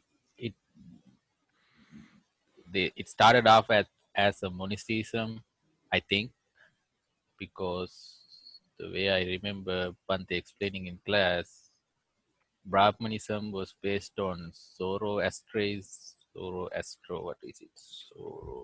Zoroastrianism. Thank you so much. So Brahmanism is more or less based on that. I'm not going to try to even pronounce it. Which came to India with Aryans when they invaded from wherever they invaded. But Indian people didn't like to worship that god, Ahura Mazda, I think that's the name. So they converted Ahura Mazda into Brahman, Vishnu, Brahman, different forms, but more or less the same god.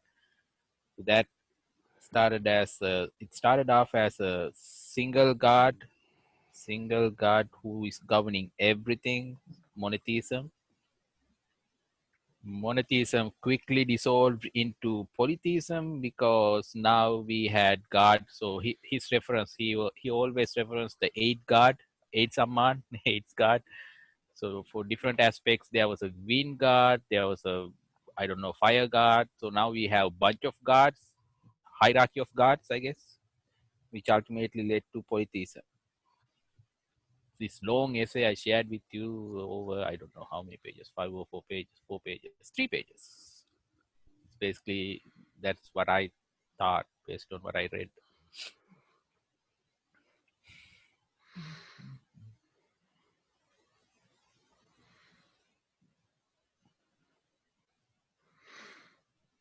So, introduction to what led to origin of polytheism and monotheism. Origin of monotheism is, I think, if I were to get that question in the exam, I'll probably say origin of monotheism is probably something to do with Zoroastrianism, which came to India by invasion, Aryan invasion.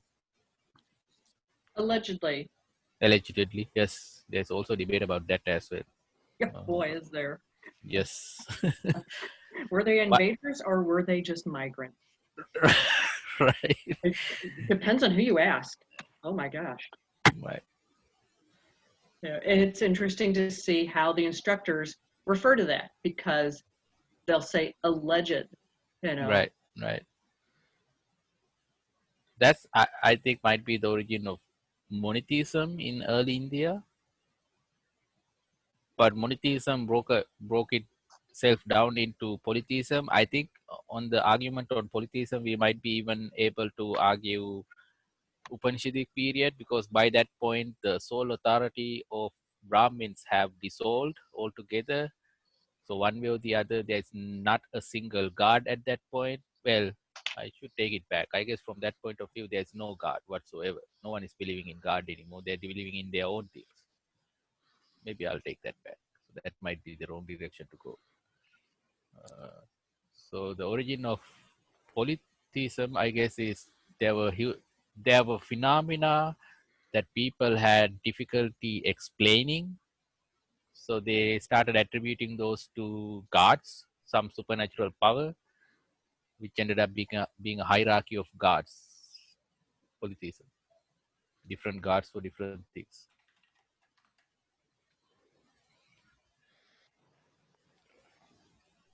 Then again, that's my essay. So my essay is strictly subjective because that's my viewpoint.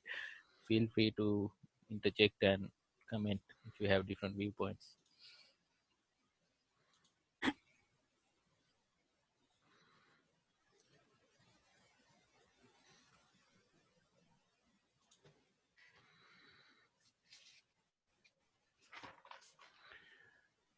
So I noticed on our history class, the class is labeled pre-Buddhistic Indian history, Mm-hmm. but like the good half of my notes are like during the Buddha. So I don't think he stick to the script or stick to the schedule, because most of the things he talked about has nothing to do with pre-Buddhist context. Well, Yeah. yeah, I mean, He was trying to stick to the script because there were many beginners in the class, and so he was going to stick more on basic ideas of Buddhism, Buddhism, the yes. basic topics, so that we would have an easier time in the next class. But we have Which another I was class. scheduled- But I thought we have another class for that as well, right, Sherry? Yes. Yeah.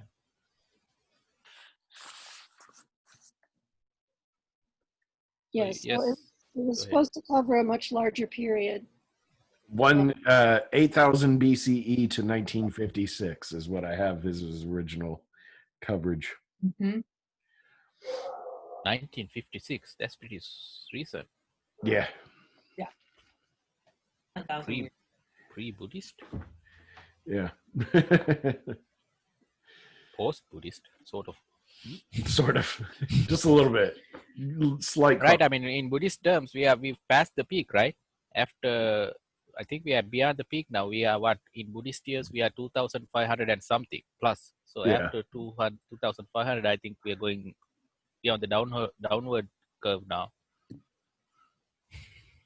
5,000 years of one Buddha. Yes.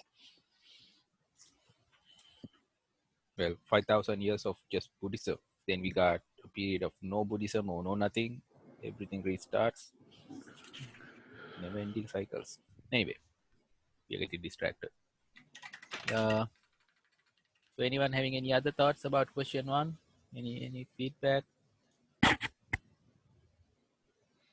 No. I have no. Second one, I think we just covered sort of, but we can quickly reiterate. So karma in Brahmanism and karma in Buddhism. Straight away, if I get that question, I'm going to straight up write. Karma in Brahmanism is vertically related, cosmic, something to do with vertical. Buddhism, horizontal, and I'm going to elaborate on that. Start the sentence with vertical and horizontal and just wing it, I guess. Write something, anything that you remember. But I think more or less karma is an internal thing in Buddhism, something mind-centric. That's, I think, is the core philosophy. Buddhist notion of karma is something to do with mind, something centered around mind. That's why I think the Chetana Ham Bhikkhave Kammang Vadami, that phrase I copy pasted a few minutes ago matters. Intention is karma, or something, intention relates to karma.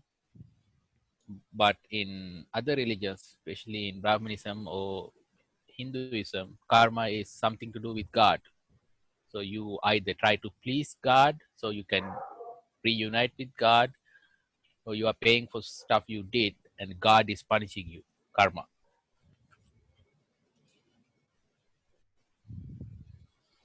So that one, I think, is hopefully, if you get that question, I think most of us will have a good chance of answering that question.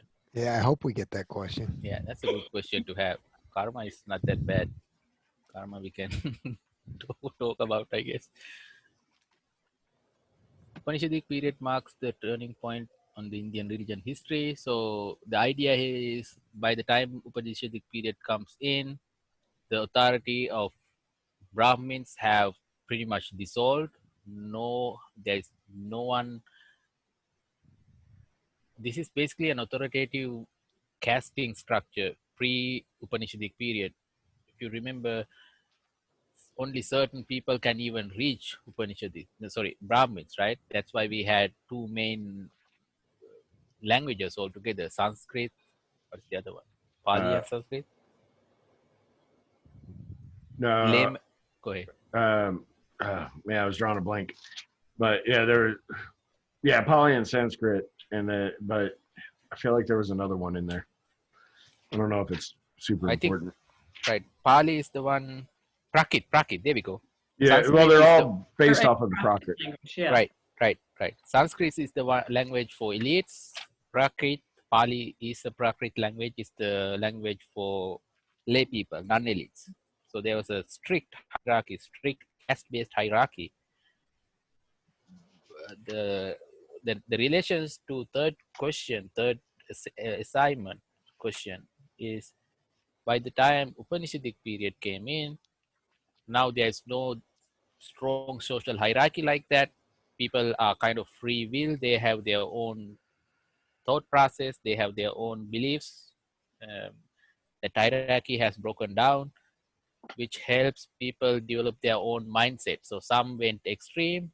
Purna Kassapa went bananas with it because he believes in nothing. So he started an extreme violent path. Other end of the spectrum,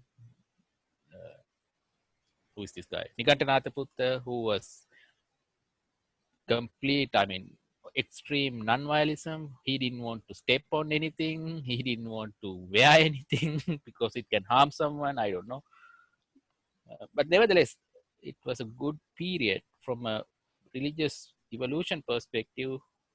I think the Upanishadic period was a good period because now there is multiple views. People have freedom to decide who they want to associate themselves with or what religion they want to follow and whatnot.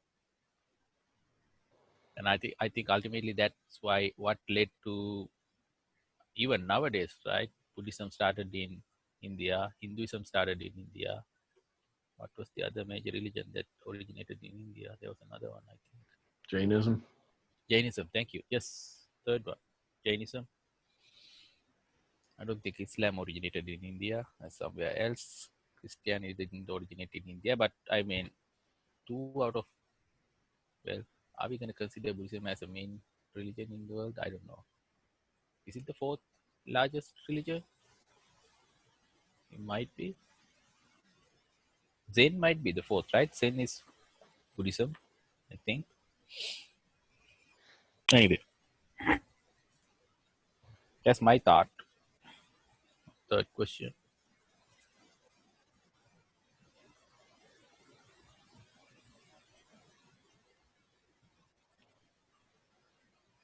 Any other thoughts? Anyone? No. I mean, I got some notes on the idea of nirvana and Buddhism and non-Buddhist. Go ahead. Please feel But free. that is one thing that we covered in the finals, though. Like, yeah, in Buddhism, it's the liberation of craving, or null craving liberation is what translates to. In Hinduism, and you have moksha, the release and emancipation, and svarga, heaven. Right.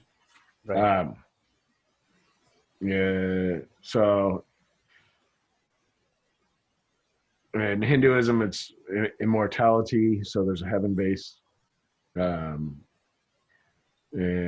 Buddhism, it's samsaric based. Nirvana in Buddhism is a non-dualistic view towards everything.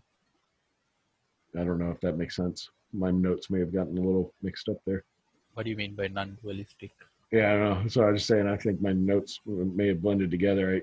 I have Nirvana, and then directly underneath it, it says non-dualistic view towards everything unbiased. I'm like, wait, those probably don't go together. But before Nirvana, everything is dualistic. Nirvana is an internal cognitive process that is within the individual's mind, achieving non-duality. Achieving non-duality. That's an interesting phrase. Yeah. Someone who has achieved nirvana has a non-dualistic view. What does that mean? No self. What There's is the dual? no distinctions. Distinctions between what? Duality. So the question is, what is the duality mentioned here? Good and bad? Oh, that's a good question.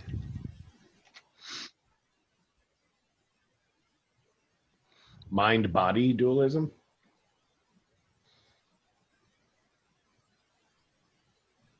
Mind body is a good guess. How is that related to nirvana, I guess? Mind and body are the same. So how is that related to... Oh, is it the other way around, I guess? By the time you reach nirvana, you understand that everything is mind-centric. Well, in that case, I don't know. I'm basically throwing stuff at the wall right now, trying to see which one sticks. Isn't it the lack of judgment? You don't judge everything based on your internal mindset. So good versus bad, wholesome versus Everything unwholesome. there's a neutrality of mind, equanimity. Neutrality of mind.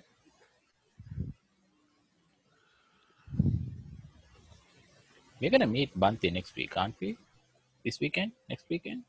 Not this weekend. It's good. Instead of coming to St. Louis, he went to what is that place? North Carolina. Sir Lankan Temple. Yeah, Hazelwood. No, not here, not in St. Louis. He Oh. decided not to come. He went to North Carolina. Oh, he decided not to come to St. Louis? No, he went there because he said in St. Louis here too many monks. I think that because they only have a house, so it's not enough space. Oh, okay. Oh, There are okay. not- Why so did he leave where he was? he has Cost of some living. trouble there. He has some difficulty because I think for the people to support staying quite far from him. You know, like the other day when he got sick, you know, a doctor have to drive 2 hours to see him. Oh my. Right? He was in Conroe, Texas, which is And you know what was the latest? north of Houston. I don't know, but I think Yeah, Conroe, Texas. he said he was having some difficulty there, that he felt very stressful, and so A lot of methods. I don't think he was living in a temple. I think he was living in an he apartment or was- something. Yeah, a rented apartment. Yeah. Okay. That might be When the he one went of... to North Carolina, there's a vihara there, there's a Buddhist vihara, so he stayed there with him. I mean, technically speaking, he can stay in any Sri Lankan temple. He's the North American appointed monk from Sri Lanka, I believe so. Something along those lines. Yeah, He has a high title. So he's there now. He already left Houston. I see. But he will come in June, and then he will still teach. So yeah. He mentioned that he wants to give us some exam questions or sample questions on history of Buddhism. You did say that? I thought I heard that. And he asked whether he did send us any question. We said no, there's no sample questions. And he said he wants to prepare that. Maybe someone have to call him and ask him. Anyone call him? Not I tried lately. texting him. I can send him a text, or Theo Shanti, you can send him a text. I did actually send him a text, and he didn't reply back. So I was also curious about that as well. I sent him a He text. prefer to be called. He prefer to talk on the phone. So you call him, ask him to give us a sample questions. Okay, I'll talk to him. Yeah, I texted him like 2 days ago. In the class, he was asking that question. whether he gave us any sample questions. Okay. He said no, there's none. We just discussed on it, but no questions. Maybe he can give us some sample questions that will be easier for us to focus, you know, rather than such a lot of things to. I agree. Yeah, the fact that it's 4 classes I is have done what. every day, like at night, 2 hours of study. Mhm. Yes. Yeah, he talked about a lot of stuff. He talked about dependent origination, holy moly, Right. whole lot of stuff. Well, for fundamental, he gave us some sample questions that we can focus. Did he not talk about some sample questions in our last Not class? only Maybe. So, do you guys want to do another one of these next Thursday? sure. I can do it. Sure. I'm fine. Yeah. Okay. I'll put it on my calendar this time. I don't know if you do this intentionally to track us up or you're being genuine, but I appreciate it one way or the other. I have 2 grandkids living here, and so I spend all my time with them. I don't keep up with I anything. understand. Yeah. Well, I like this, even if it's minimal. It's easier to stay focused for a longer period of time, and we're going to cover things that I probably would not hit in my notes, regardless of them being there. So, Yeah, but eh, by the ways we go over the notes is very good. mhm. Some we already forgot. Did you start at 6? Yes. Okay. Mhm. Here, come here. Say hi to everybody. You're in Can the you see- green room. Hi. Hi. What do How you are want? you? Hi. She wants ice cream. Oh, at Mhm. Oh, this it's bedtime. Okay. no, Tomorrow morning. For breakfast. Yes. Okay, I'm gonna go. Alrighty. All right, Bye Lee. bye, guys. Thanks. See ya. Good night. Bye. So are we kind of wrapping up for the day? Is that the plan? Yeah, we can if you want. And if we wanted to the recording. do what? The recording. Yeah, I'll share it. I didn't start recording until about 15, 20 minutes in, That's okay. but it just dawned on me like this could be beneficial regardless. So. Yeah, I mean, for those people who like Linda, and she's working and she's very happy that we can share notes with her. Okay. So do we all feel comfortable enough going over this, and then maybe next week we can pick up a different subject? I really don't know how much we can focus on poly. We could probably touch on that, but I feel like most of that's just going to Probably be the answers. I mean, the paper that I shared, I emailed to Pande Kosala, uh-huh. and I asked him to check. I said I want to share with students, and he said thank you for sharing. And he actually edited, I mean, some of the questions, I mean the answer that I wrote, and he edited them. And I think the dependent origination, the last few part, I forgot to type the the Pali term with and he edited all those for me. Did you upload those somewhere? I share it on Slack. You did? Huh? Let's see. Oh, no, Yeah, I think you did. I think I remember seeing something. Yes. I shared it with you first. Remember Poly the one? and then Yeah. yeah, study those, memorize because the first 3 we have to memorize without open book. Mhm. And the rest you can do open book, but the what do you call the Did I? 3 round, the 4, that one you have to memorize it. Am I completely missing it? Huh? I did tell you. Slack. Remember, at first I shared with you. Oh, it might be in general. It might Well, not it be. was in the general section. It was not in the Yeah. past. Oh, okay. All right, I see it now. Oh, that's right. Yeah, I share on general. All right, I got forgot it. to post it on Party place. I had more of a comment than a question before we quit. I was working on my printer because it was out of ink, and I think you guys were asking about non-dualism when I was over there. And I thought it was interesting that he brought up non-dualism as a characteristic of Nibbana, because some Theravadins like Bhikkhu Bodhi, for instance, say that Pali Buddhism doesn't have the concept of dualism and non-dualism. So He said nirvana is beyond all terms of duality and relativity. I thought it was interesting that he said that, because Bhikkhu Bodhi has written papers saying that there's no concept of dualism or non-dualism in Pali Buddhism. And some of the other people on Accessed Insight have said the same thing. So it was interesting that he brought it up. Yeah, I'm confused now. Well, he says it is, so it is. Hard for him.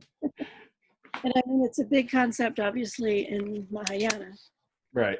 But some of the Pali practitioners don't accept it. So what is the duality in Mahayana Buddhism?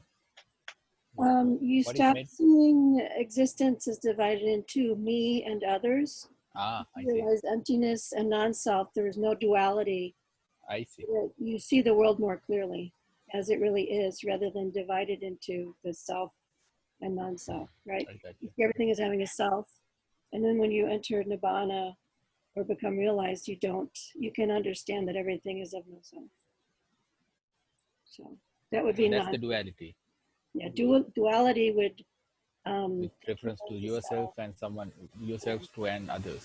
Right. Yeah, I see. Okay. non-duality would be understanding emptiness and non-self.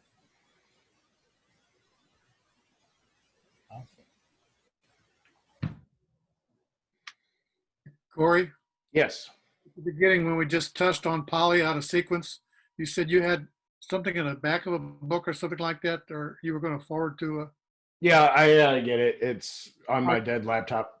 But yeah, so it's from a forum of people that were, I don't know if it's still active, studying Pali, and somebody posted all the answers to what's in that green Pali book that we have. Okay. So all the ones in that book. Okay. So just for the exercises, but there are differences, because like after the fact, I looked at what we've been going over in the short sections, and then exercise 11, we already went through all of those when we were in class, and there are differences, but I think ultimately it will help. Okay. So, but Is yeah, that the one with the weird formatting? do what? I found some answers like that, but they had weird formatting. Like they didn't have the diacritical marks. They had the. I cleaned it up. I did a find and replace on all the weird diacriticals. So yeah, but yeah, it's on my laptop that's dead. So when I plug it back in, I'll upload it so that we can access it. So my plans are for Polly is to touch up on it after everything else slows down. So, but, all right.